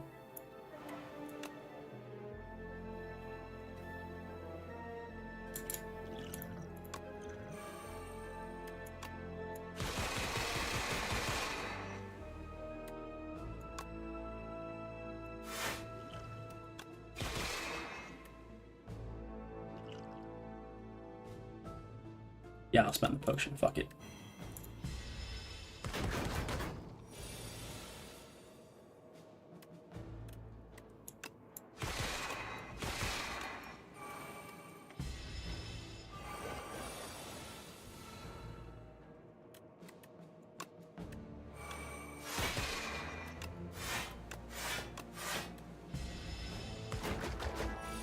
One HP, Jesus Christ. Just die, bro.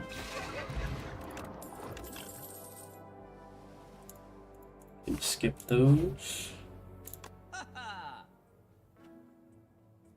Yeah, Star Generation. Just take it. I'll take it.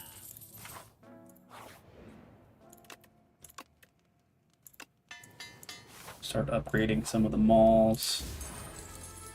Blood Vial, a little bit more HP generation. Upgrade another mall. Don't have any more shops, so I'll get an uncommon potion. Upgrade another mall. I might actually beat Ascension 9.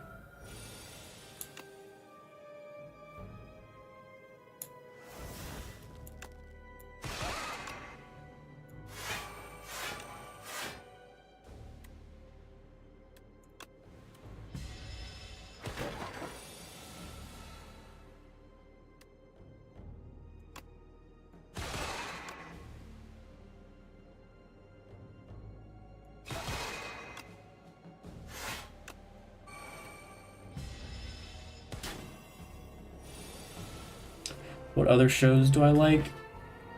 Anime, so I'm gonna, because you had me thinking about old cartoons and stuff, I'm gonna go back to a way older anime. Something that I don't think most people have heard of for the most part. There was this show that I watched back in the day called Kenichi History's Strongest Disciple.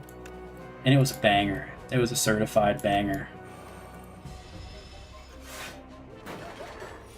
I ended up reading the manga for it. I think it was one of the first mangas that I ever read.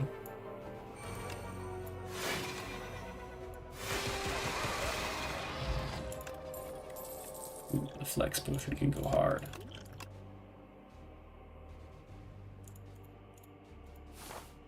But I remember I watched it back in the day on, I can't even remember what channel it was now that I'm thinking about it, damn. Yeah, I mean, the shtick is the, you know, there's a kid that gets bullied in high school, and it's similar to Start to Hajime no Ippo, if you know what that is.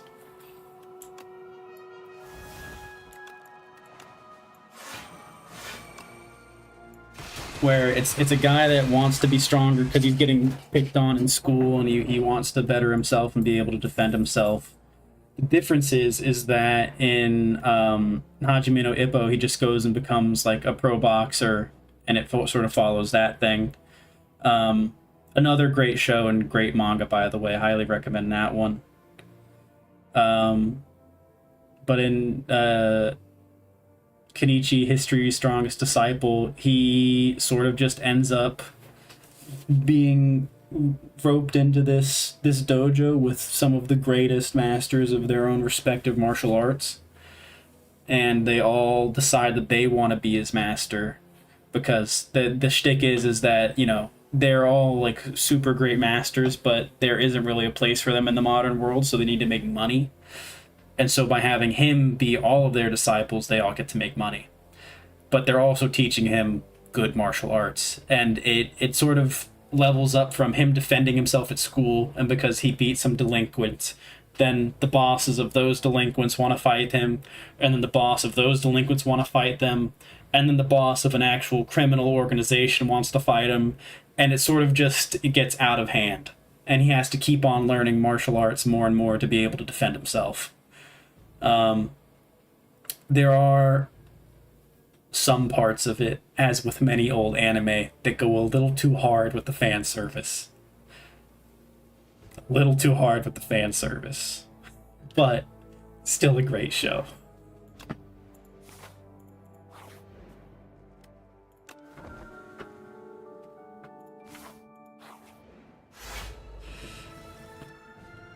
Tokyo Mew Mew? I think you've mentioned this before, but I'm not exactly sure what it is. Let me look it up.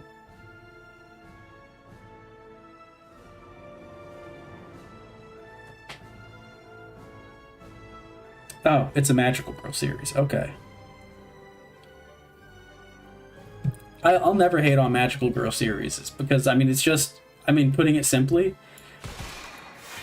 it's Power Rangers, just for a different demographic. There's nothing wrong with it.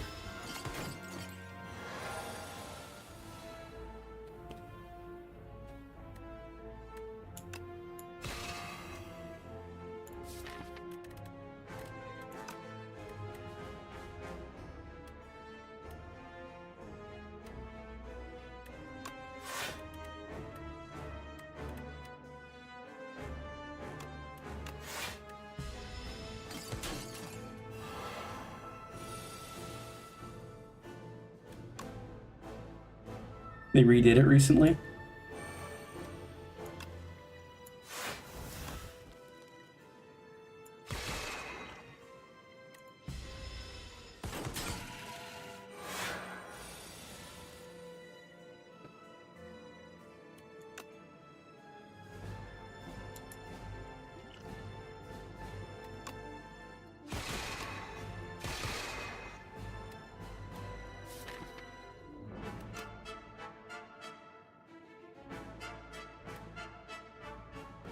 Man, I might not make it out of this one.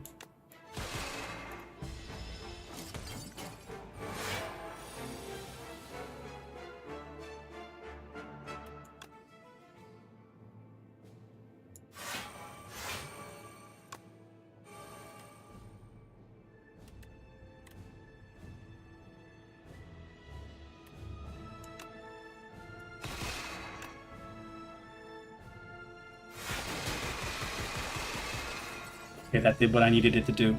That did what I needed it to do. Oh, I don't know if I'm making it out of this one. Fuck. I think I'm dead on this turn. Fuck. Unfortunate. Act 3 boss.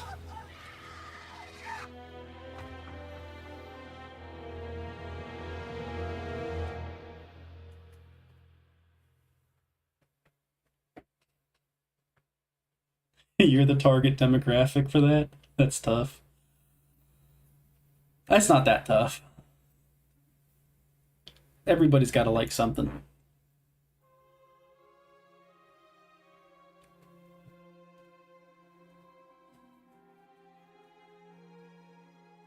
Here, I'm gonna do a lower level run. That way you can see how this game plays when it's not at the super stupid difficulty.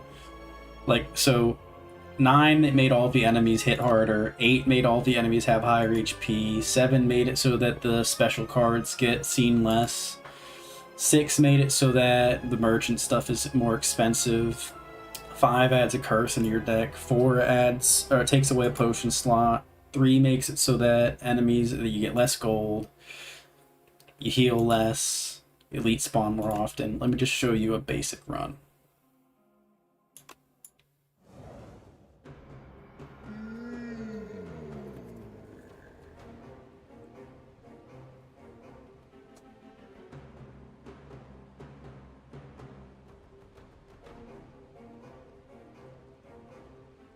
Look at what anime, Tokyo Mew Mew? I looked it up. It's a magical girl thing.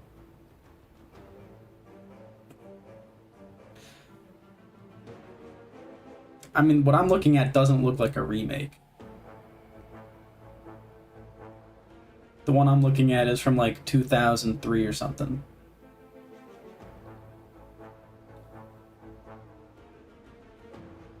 Oh, are they? Oh, they're cat girl magical girls. Interesting. That is an extra level.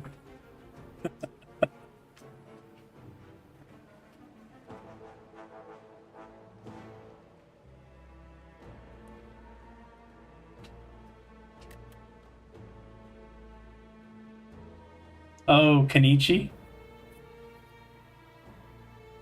I told you, look, I told you that the fan service parts are bad, but that's not what I watched it for.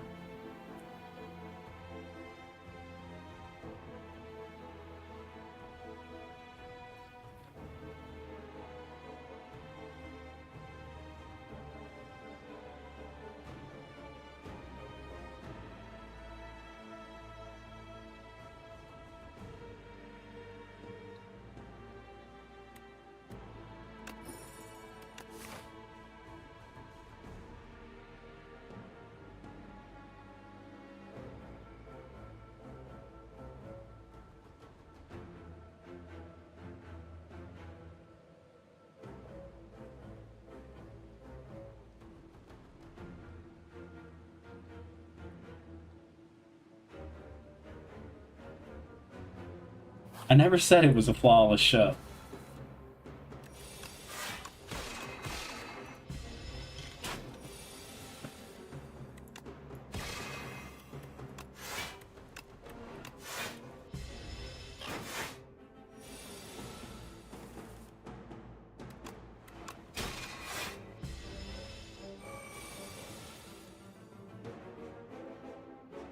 You got fangs put in at the dentist. What do you even mean by that? I'm ignorant as to what that means.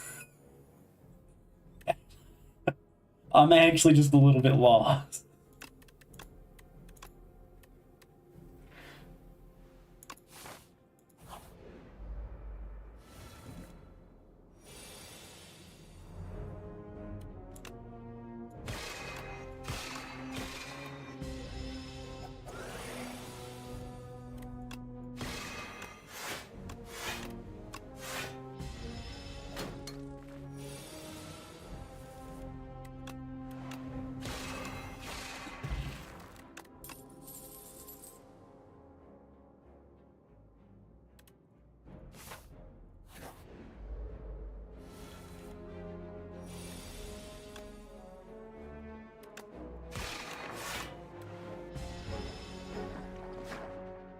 Will you enlighten me about the fangs?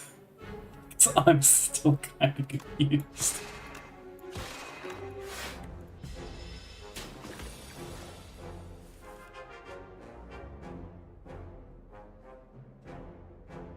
Interesting. I mean, that's kind of cool. Is it like, what is the maintenance like? You just have to just brush normally and be careful not to bite into anything hard? Some last a decade. That's kind of crazy.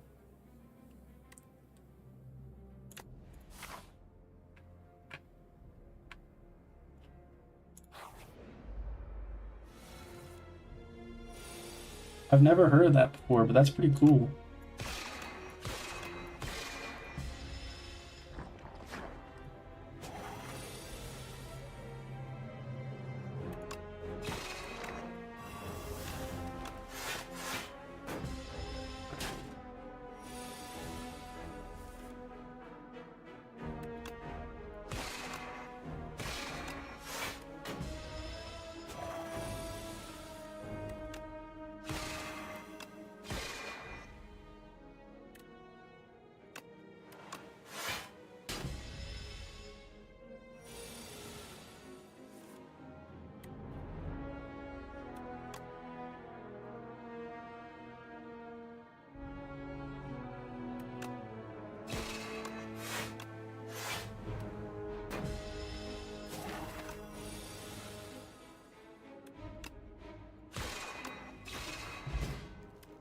Yeah, I can imagine the whole split tongue thing has to hurt. I mean, I just can't imagine how much. I don't know. Maybe it wouldn't be as bad as I'm thinking, but I'm thinking it would be pretty bad.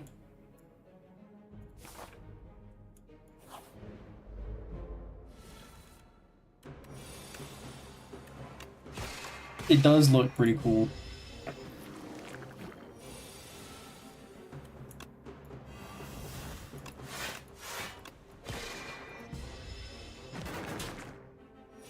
But I don't know how much. Yeah, it would be a lot to actually get it done, I think.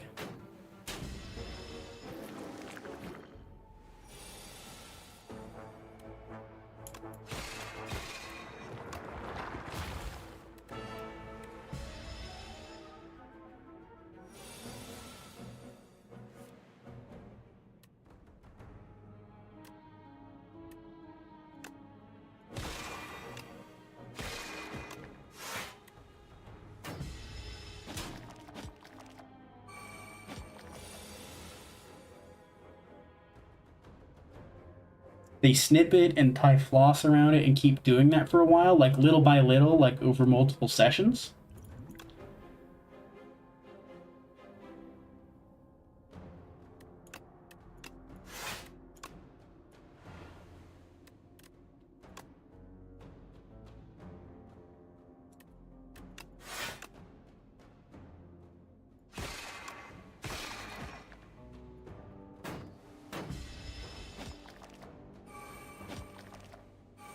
Yeah, if it would take months, that would be absurd.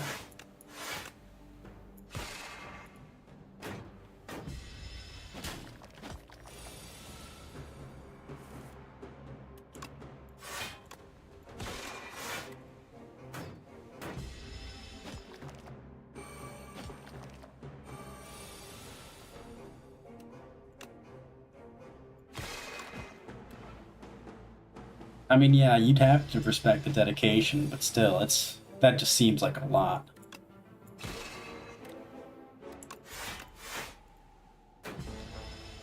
A lot to put yourself through. Damn, I fucking hate the infection guys. They just got my ass on a normal run.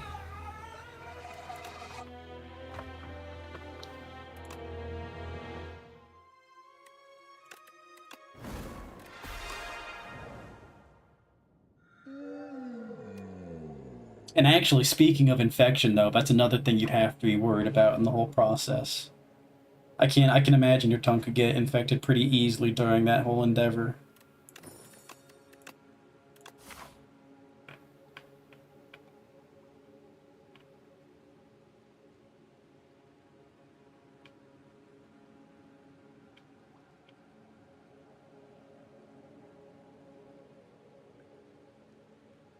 In a weird tub? Are you talking about the Regent? Hang on, hold on. It's not a tub, it's a chair. And his minions are carrying it. I'm just trying to make sure. Are you talking about... Yeah, no, it's his throne. He's the regent. He's the ruler. He's come from the stars. He's literally come from the stars. You gotta understand. These things in the background, they're constellations. When you mouse over them, it shows you what the constellations are. Like, these are like his little minions. These are some of the orbs. Snake. I don't know what this one is over here.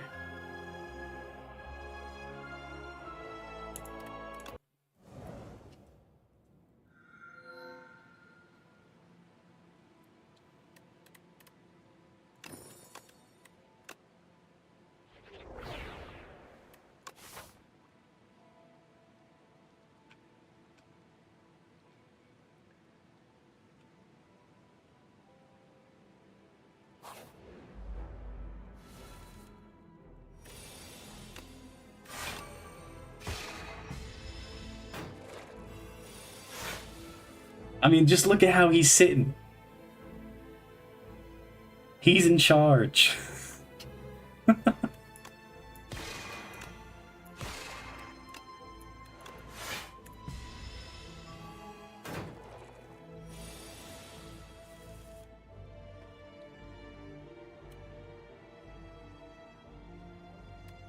Burnt Tina? A little bit. I've seen him every once in a while. He's a funny guy. I like him.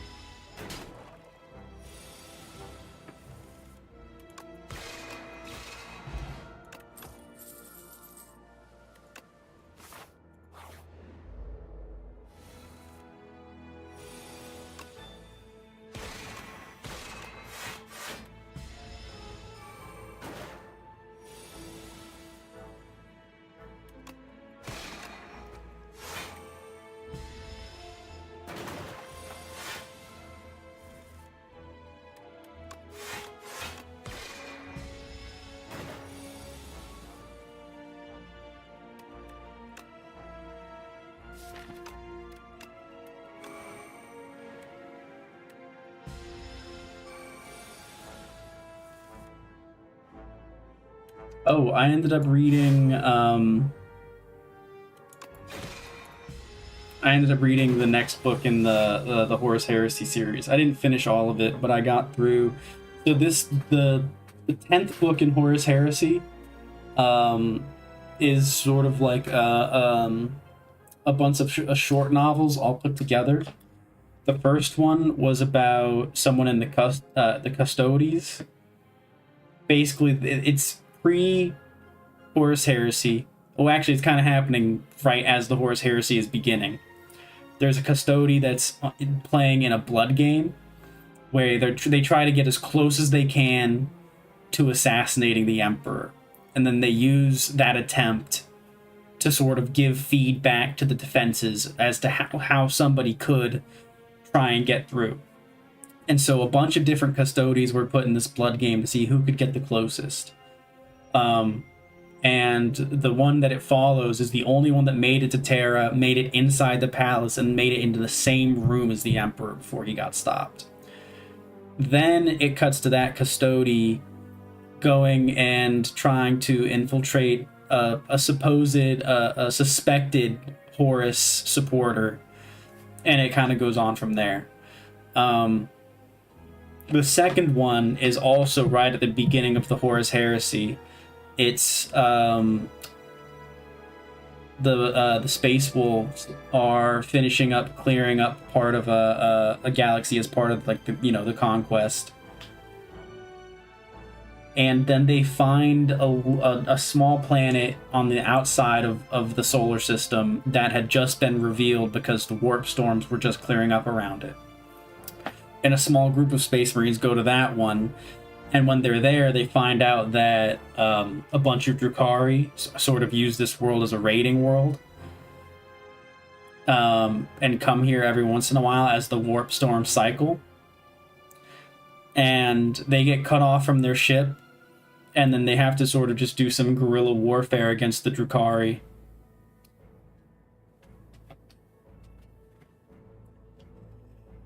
Let me check what the name of it was. I mean, I would highly recommend, if you're going to read the Horus Heresy books at all, start with books 1 through 4. Books 1 through 4 tell like a cohesive story, like in a sort of linear fashion, and then from there it starts jumping around all over the place. And the story that gets told in books 1 through 4 is really, really good. But the name of this one is Tales of Heresy.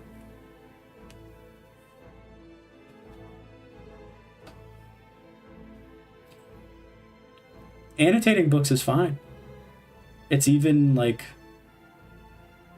I don't know what the right word is. Let me think about it for a second. Recommended in some cases.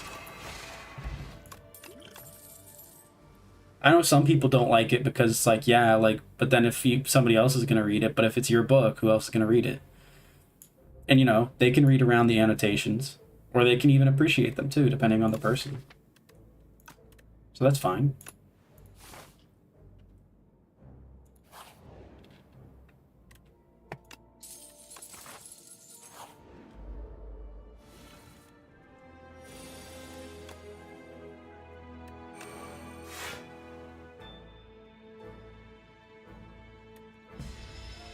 Yeah, I mean, Let Me Carve Your Way is such a good song. The switch to ballad at the end is what really sells it for me.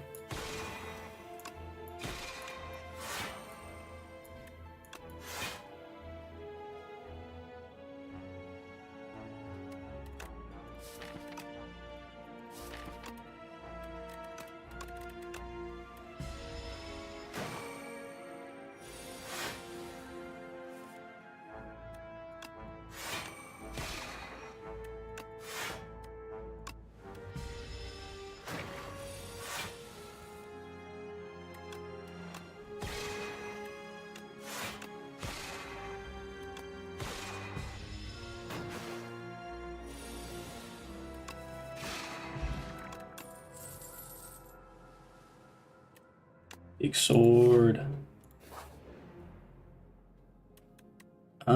Yeah, Thief of Discourtesy. I don't care for the rest of your shit.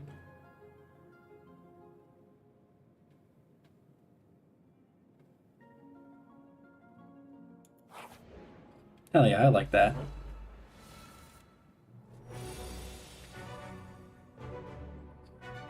Reading is also just good for you.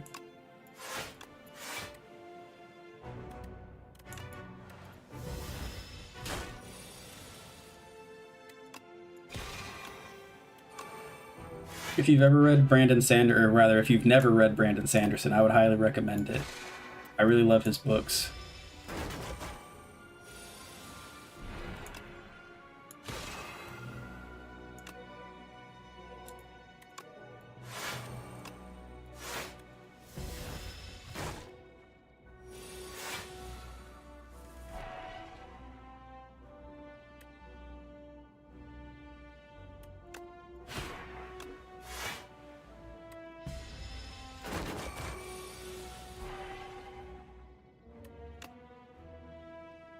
It's a good recommendation, what can I say?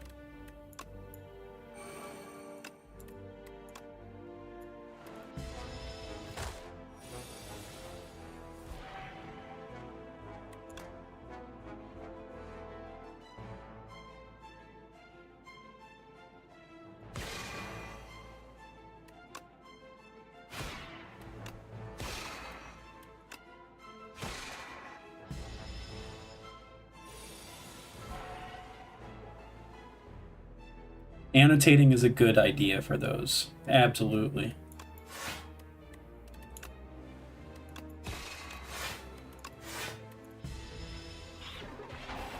There are a couple of different places you could start with his books.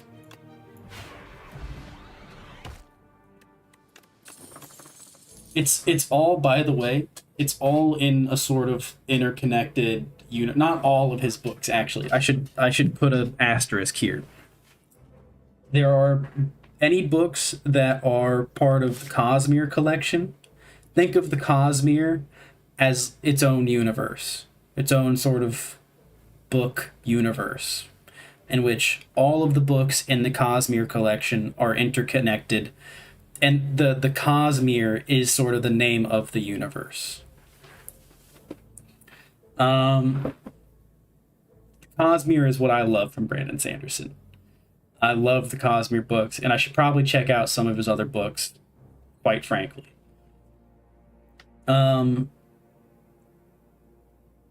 So if you're going to start in the Cosmere, a lot of people say that starting with the Mistborn trilogy is a great place to start.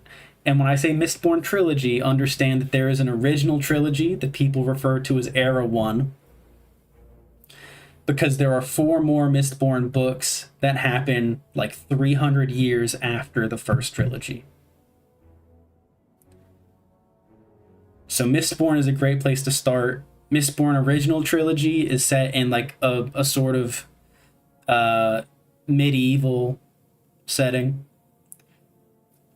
And Era 2 of Mistborn is set in like a industrial revolution meets cowboy western setting. So there's like a bunch of, you know, there's a bunch of cowboy stuff going on, but then the main city is having its own industrial revolution where they're just starting to make bigger buildings, so on and so forth. And there is going to be a Mistborn Era 3 down the line. Then there's also the Stormlight Archives. Stormlight Archives are some big-ass books. Each book in the Stormlight Archive is about it's at least 1,000 pages, and there are 5 books. I fucking loved Aragon. Don't get me started on Aragon.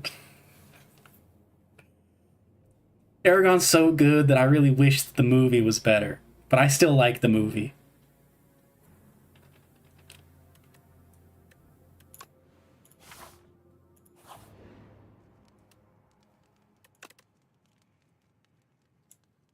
So a lot of people say to start with the original Mistborn trilogy, and I don't find any fault in that. I think that there are multiple places you could start, though. I think that starting with The Way of Kings, the first book in the Stormlight Archives, is great. It's also a good start. But it's because it's such a big book, it's a lot for people that are just starting out with it. So actually, I do have a book that I need to read at some point. He did make a Murtaugh book, and I have it. I have a special edition. Let me see. Yeah, I have it right here.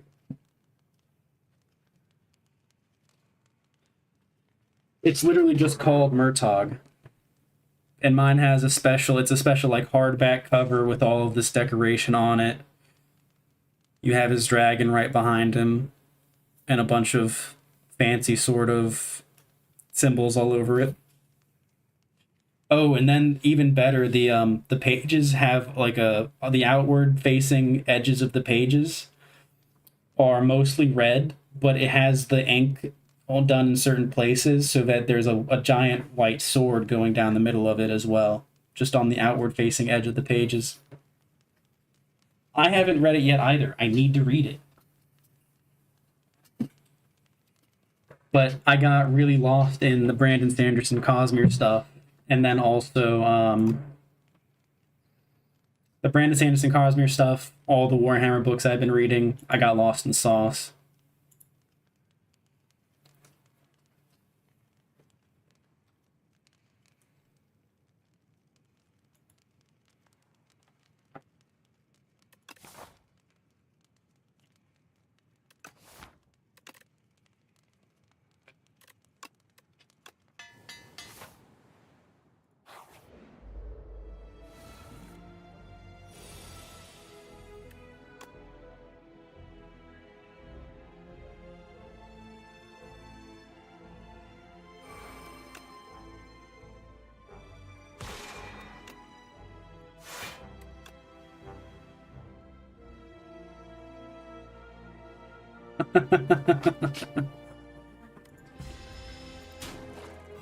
I'm in Florida, you know that much.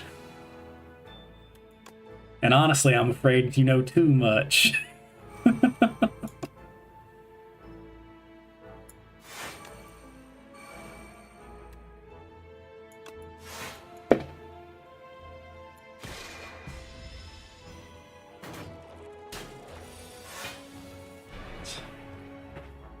gonna find. I'm gonna have a girl with bangs sneaking into my home at night.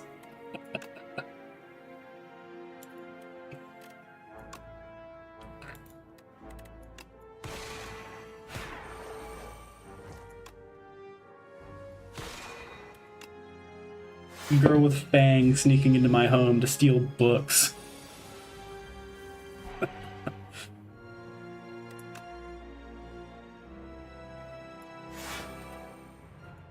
Oh no, my steak is too juicy and my lobster is too buttery.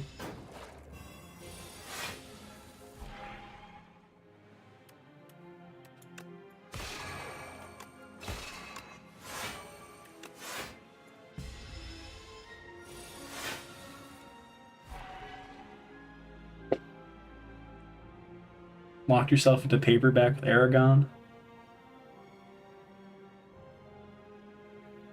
I try to. I don't necessarily do its own shelf.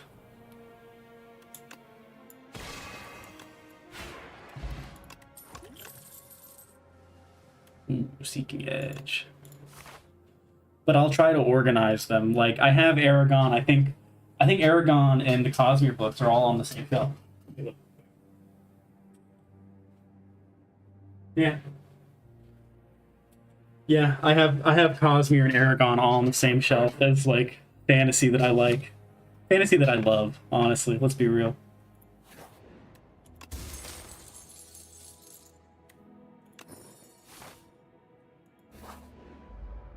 You can have the soul, but let's negotiate on the books, okay?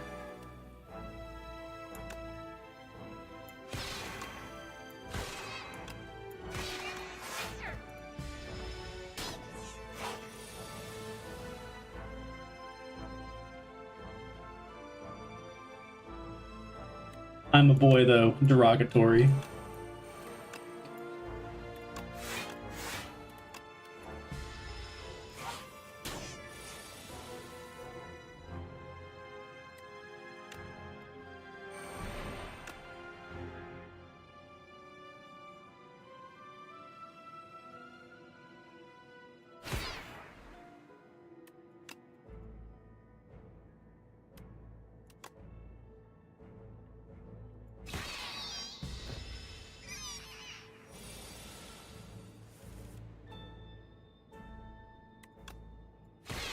I haven't even gotten to read the Murtaugh book yet. Why would you try and take that from me?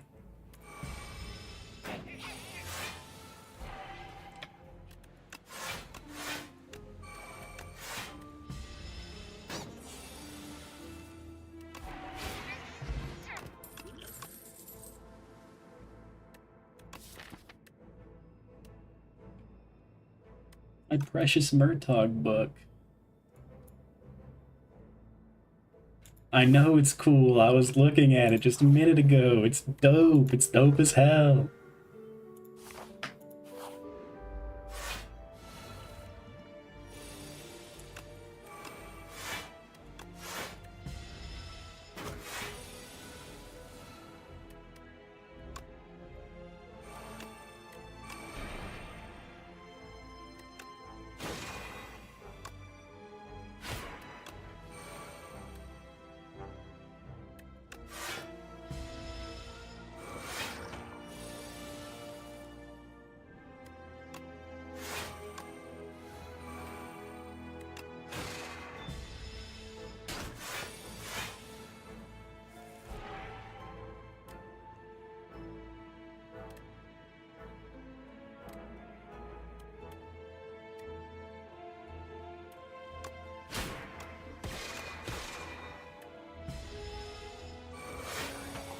I do like Skyrim. Skyrim is dope.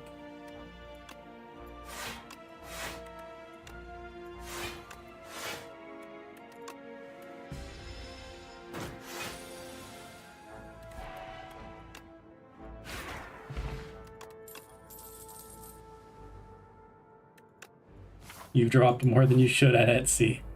On what?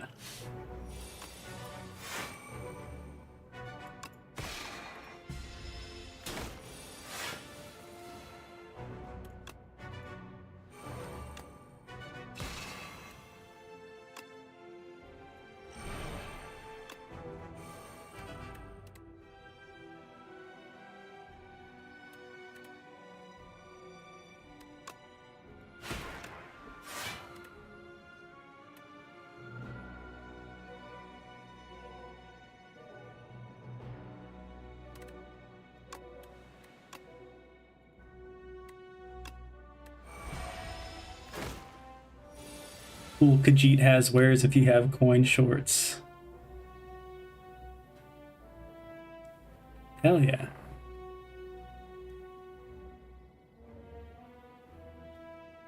Cool stuff calls to you.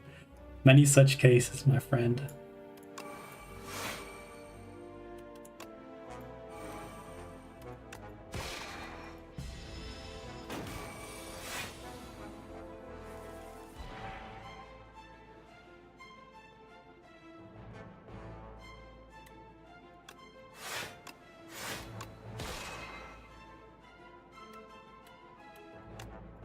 The desire to own cool things has plagued mankind for many, many moons, and many, many more to come.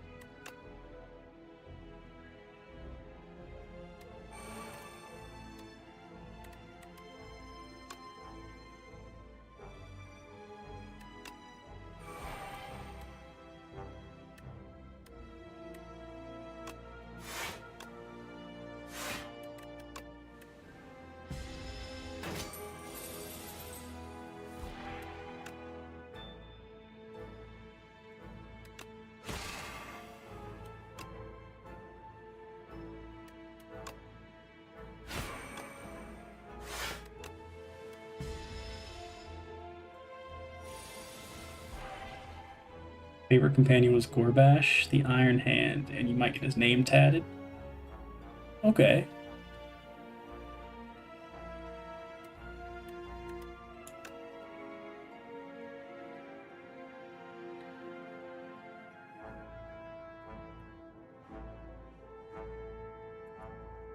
Oh no, don't tell me Gorbash died. Oh no, the lad. He died defending your home. I see. Give this man a statue.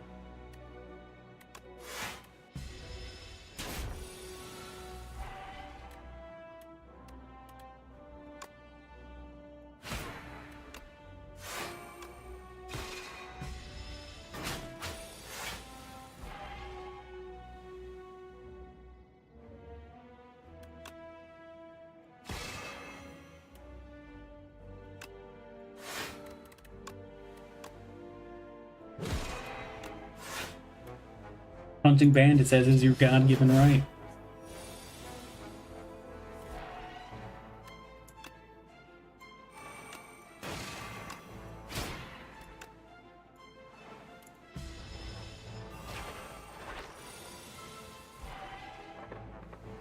Are you telling me that Cadia stands? Is that what you're telling me that he did?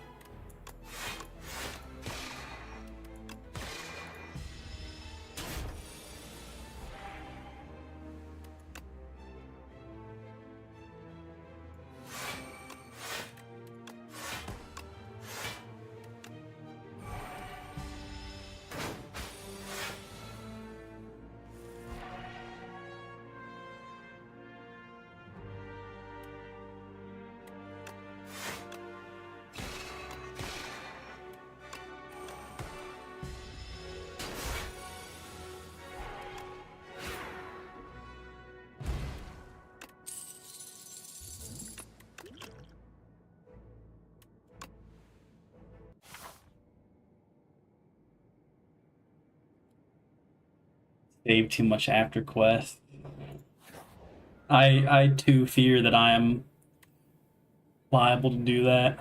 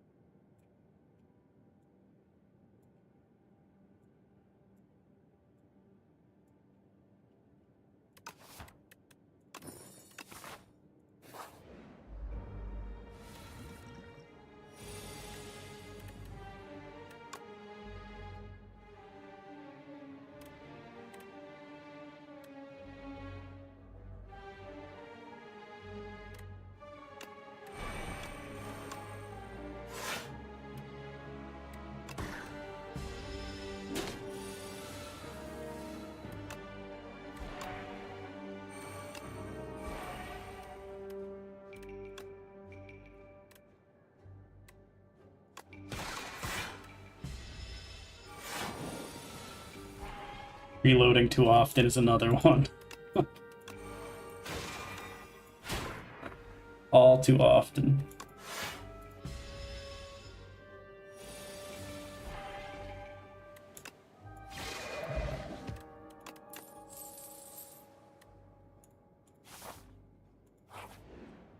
That's so real of you.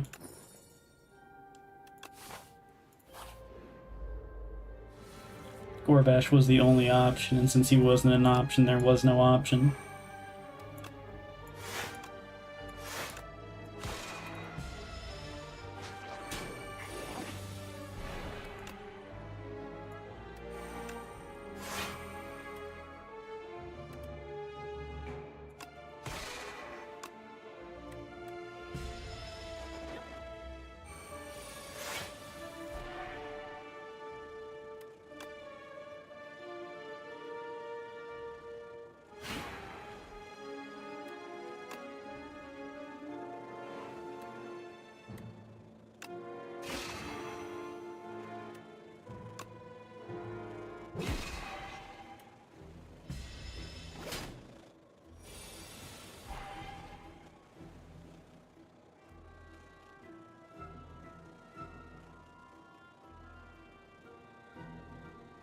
Oh, that's cool.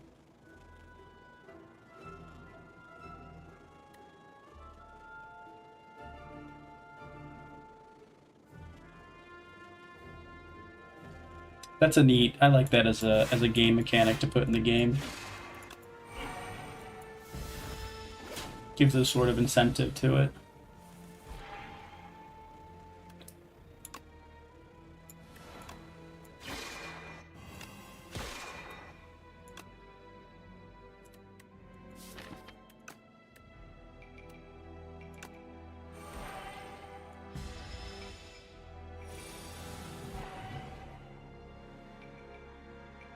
Damn, he's getting out with my card. I don't think I can kill him.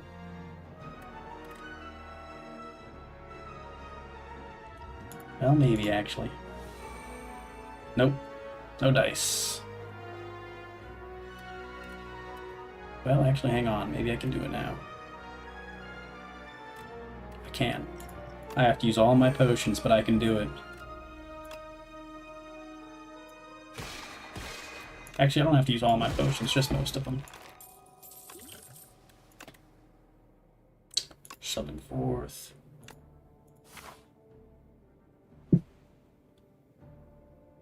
Grumpy and sunshine coded? Hell yeah. It's character and not account based? I don't know, isn't that better? I mean, well, actually, I should ask, are you able to have multiple characters? I've never played Elder Scrolls Online, so I don't know.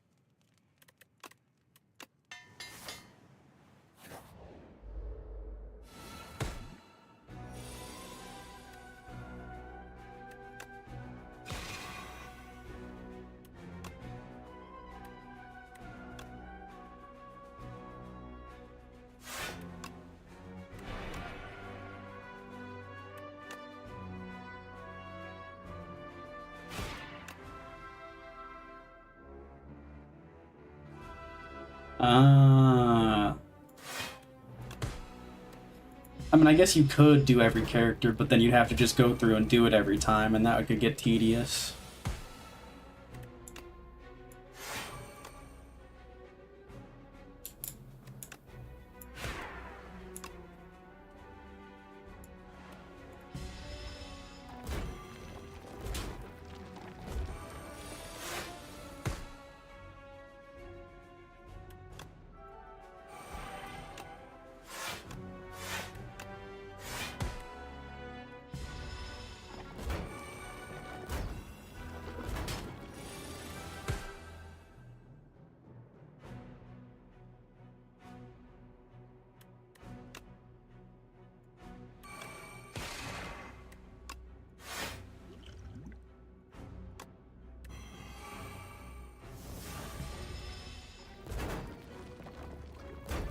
Marion costs money if you haven't subbed plus version. That's lame.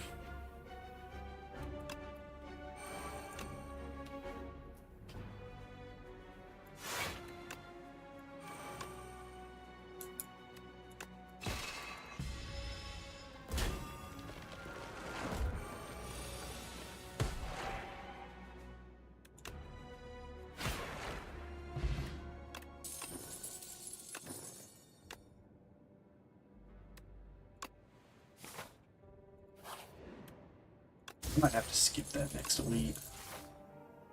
Oh, that's where the shop is at. Alright, bucket ball. Ooh, it's the B-Man.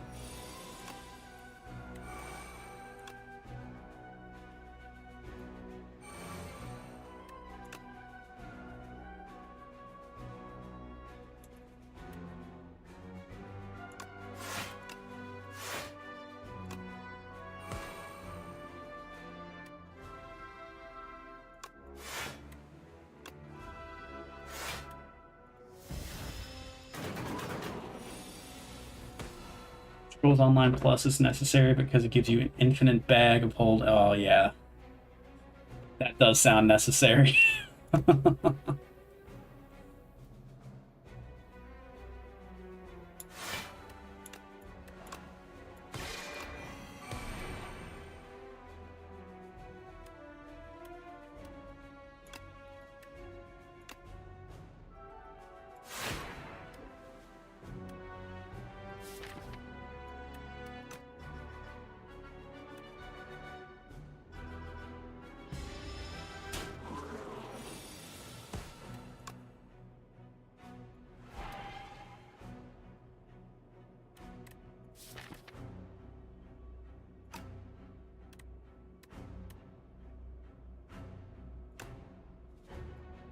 Ooh, let's just get the kill guaranteed.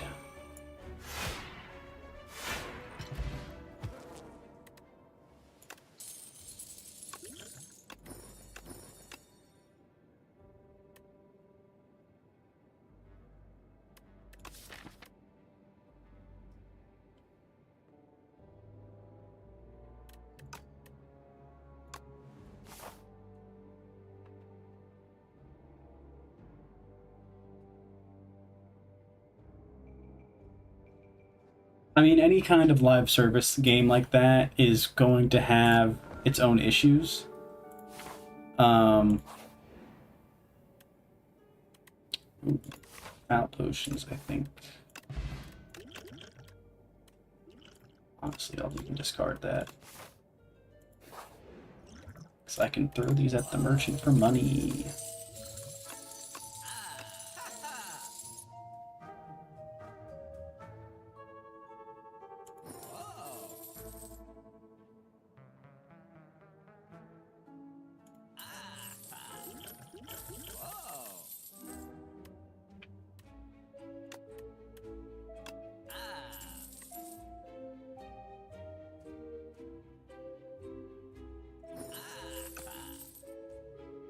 You haven't sold me on ESO very well? No. I mean, it's, but like I was just saying, every kind of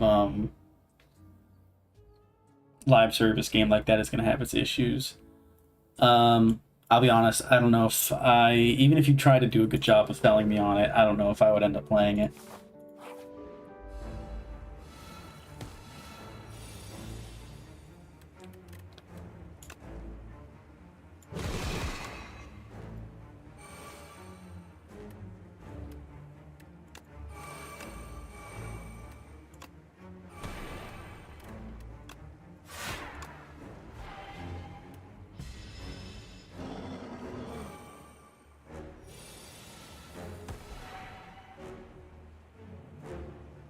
I'm so sorry. It's just not really my kind of game anymore.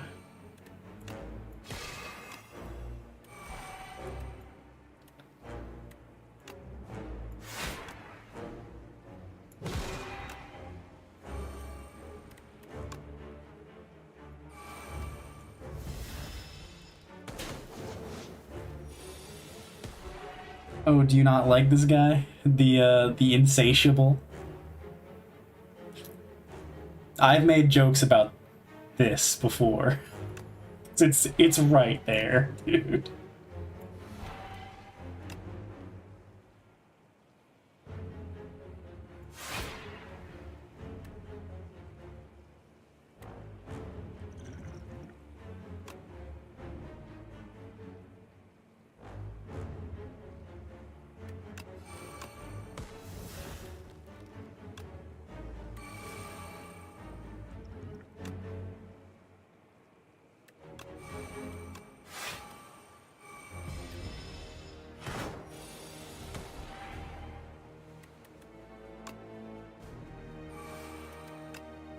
Yeah, this guy's gimmick is he puts these status cards in your hand, and if the sand pit thing counts down to 0, he just eats you. So you have to play these cards to make sure that he doesn't get to eat you.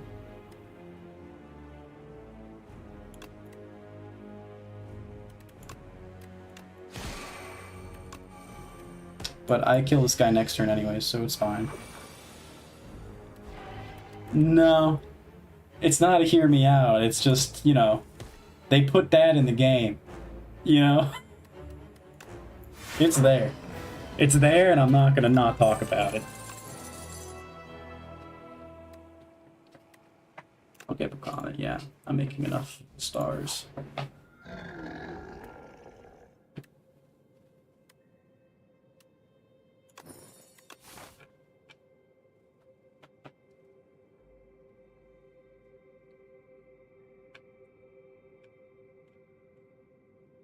Now, if somebody wanted me to do a hear me out, I might bring it up as a joke. But let's be honest, it's not what I'm actually going for.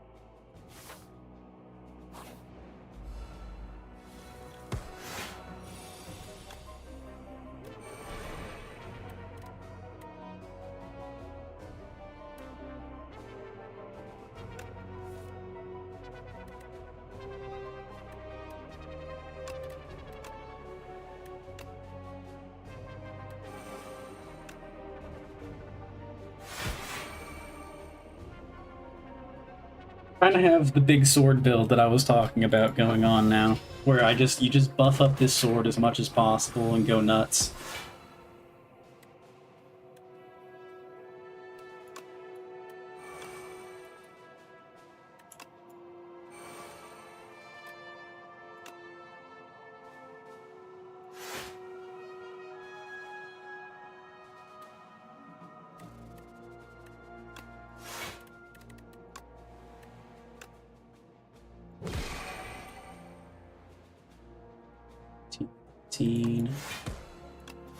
Yeah, let's just make sure I full block.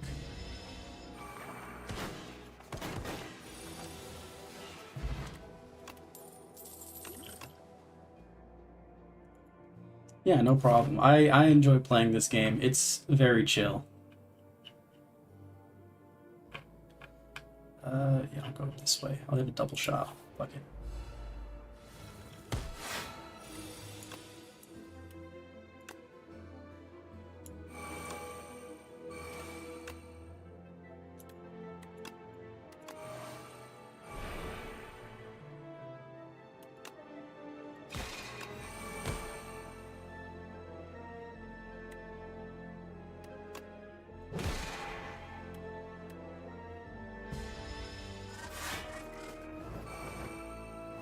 It's a lot easier for me to look over at the chat and talk as well when I'm not fighting for my fucking life.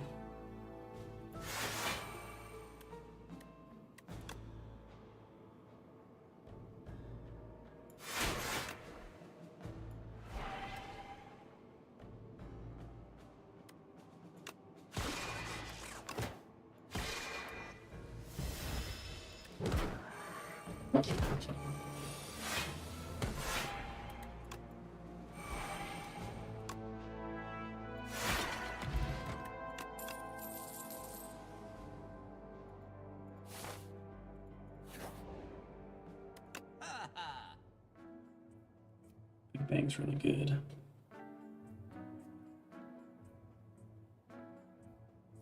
I'll just take Big Bang. And I'll save my money for the next job.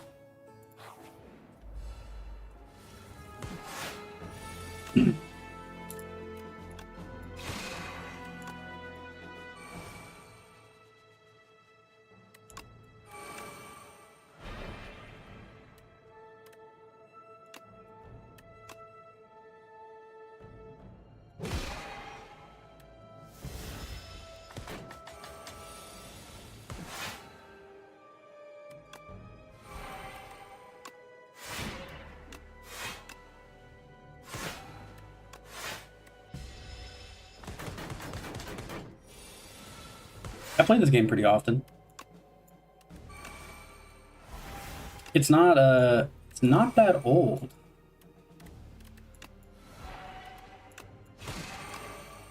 I mean, the original Slay the Spire was out a while ago, but this is Slay the Spire 2. I want to say it only came out maybe 2 or 3 months ago.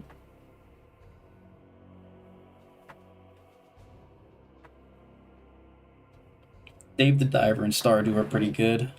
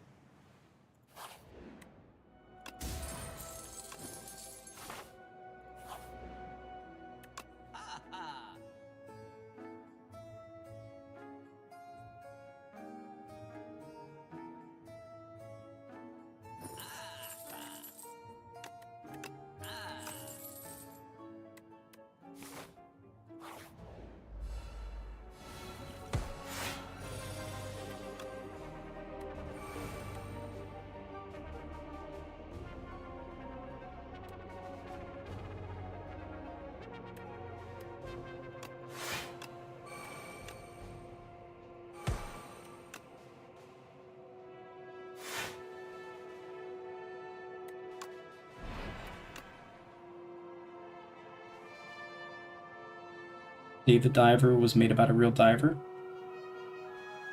You know, tell me about it. I hadn't heard of that before. It sounds interesting. Wait, why is it sad, though?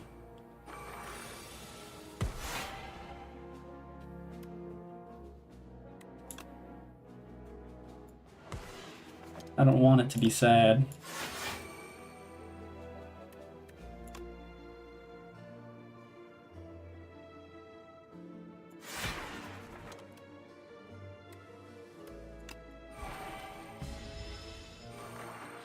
I mean, tell me anyways, but I don't want it to be sad, obviously.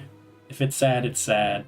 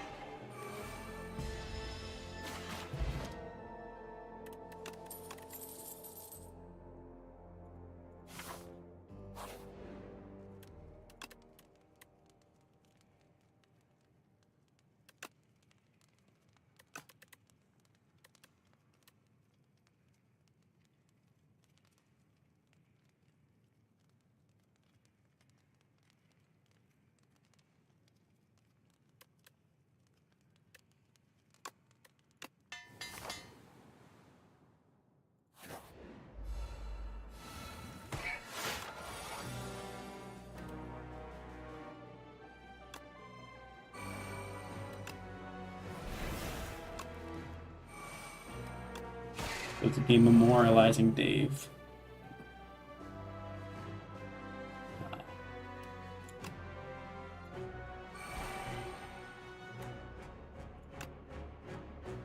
I'm reading between the lines, and I think I can see where this is going.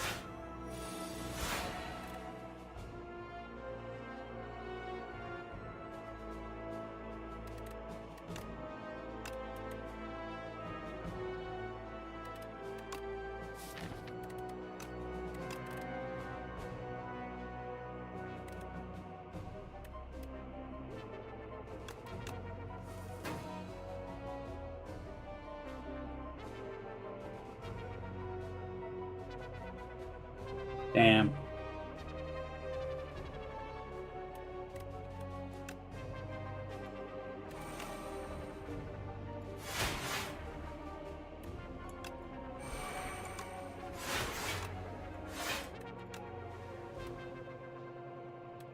God damn it, Dave.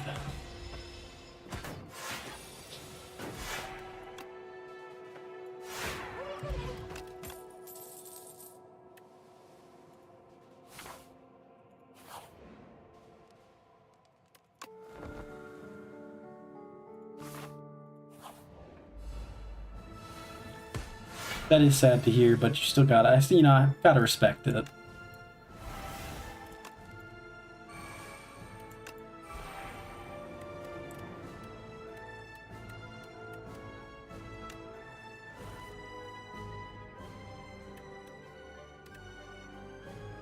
Still not what I like to hear, though.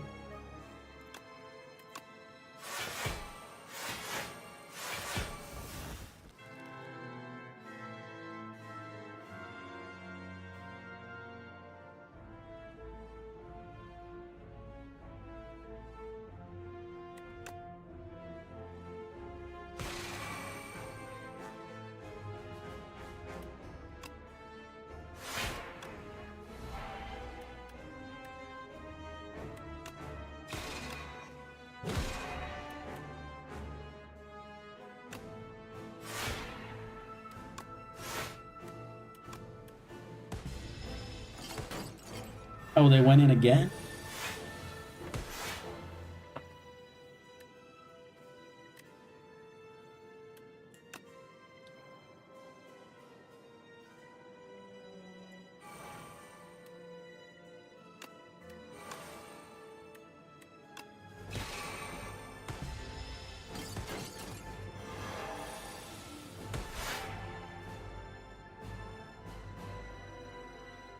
Damn.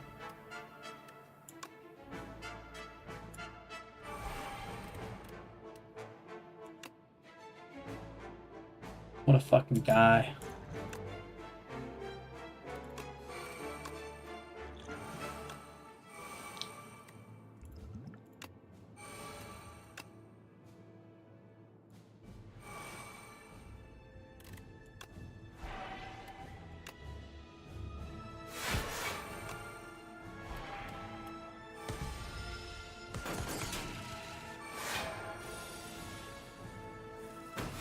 Yes, he did.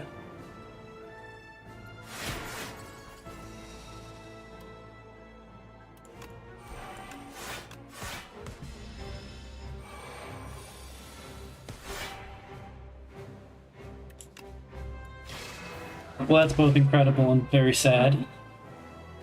Tearing up a little bit. What a guy.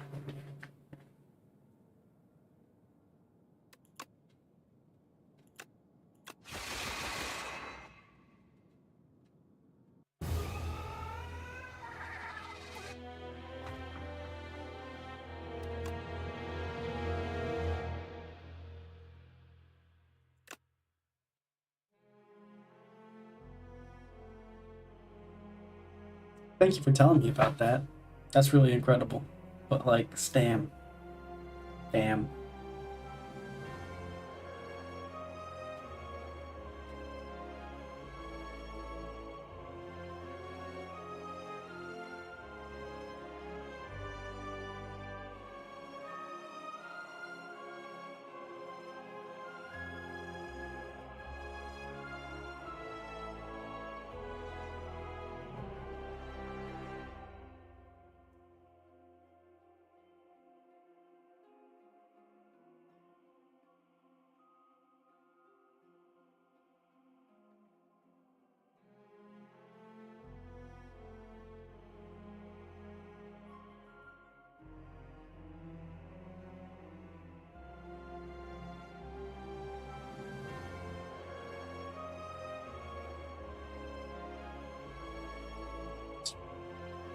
Storytelling has always been a quintessential part of being human.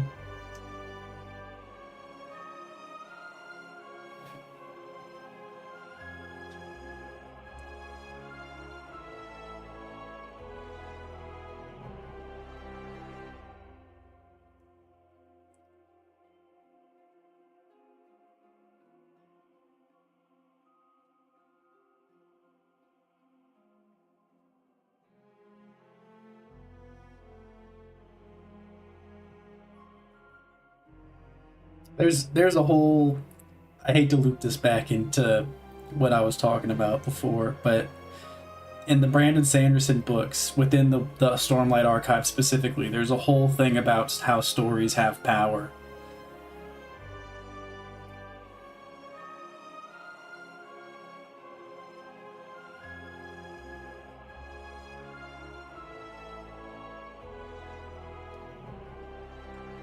What do you mean it freaks you out? I mean, I don't know. I find it kind of comforting that, you know, 1,000 years ago, an old guy told a story to his grandson, and that grandson loved the story so much that he told it to his son, and and then we have these oral traditions passed down from generation to generation. I think that's so cool. It's like the stories that we tell today are influenced from a bedtime story told by some random guy thousands of years ago that his kid loved so much. I don't see that as, like, I don't know why that would freak you out.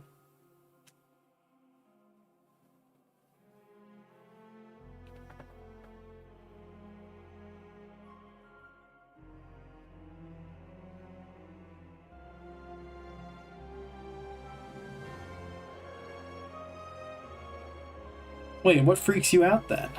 I don't know what you were talking about.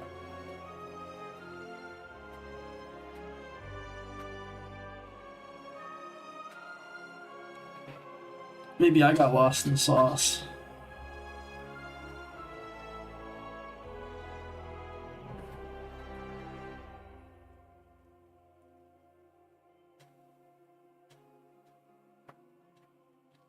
Thinking about switching games, by the way. I'm not sure exactly what else I would play at the moment.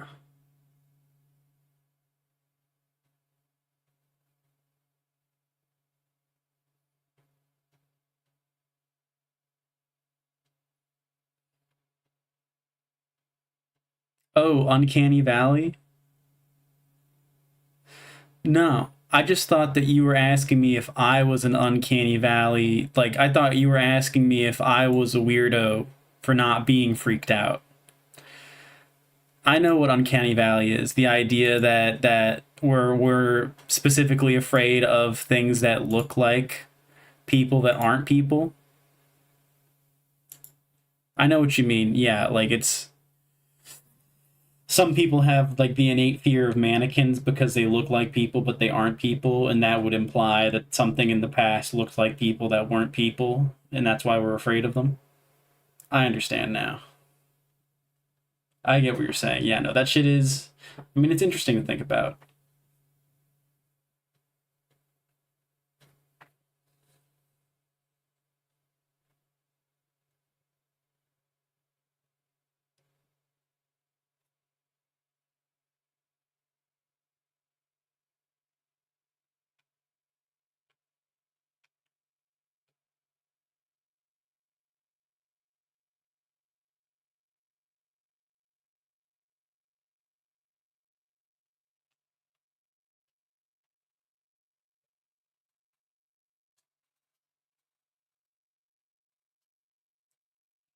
Maybe.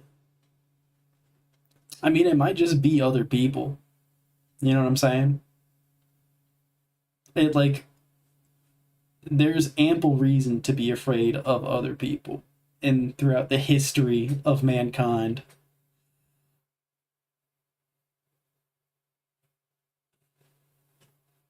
Well, actually, I wanted to ask because there are games that I don't have downloaded right now, but I could play on stream. I know you mentioned that you wanted to see me play Sekiro. I could re-download that at some point. I could re-download Hollow Knight or Silk Song. If you haven't seen those games before, I'll play them for you. They're great. Um, I have Doom Eternal. I haven't played that yet, and I want to. Dishonored 2. I haven't played that yet, and I want to. Star Wars Jedi Survivor. I played Fallen Order, and that was fun. Haven't gotten around to Survivor yet. The Yakuza series. I don't know if you know what the Yakuza series is, but they're super fun, super silly games. I could definitely play those on stream. Um, yeah, I have a lot of options.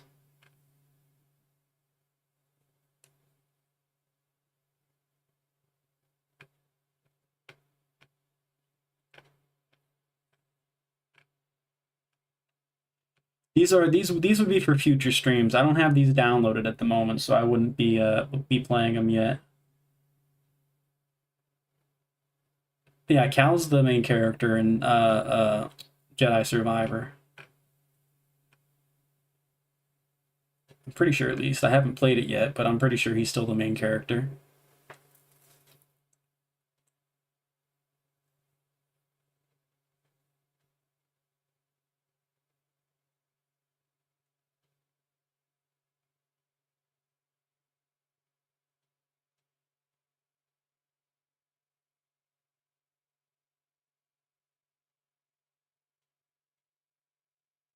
For now, I think I'm just gonna go over to Elden Ring.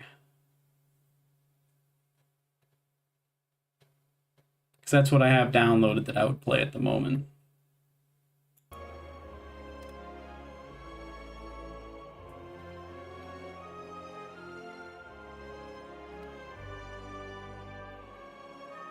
Silk Song and Sekiro are yours of choice? Okay.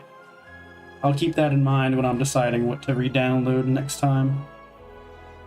But for now, I still do have Elden Ring to get through, so I think that's what I'm going to switch over to.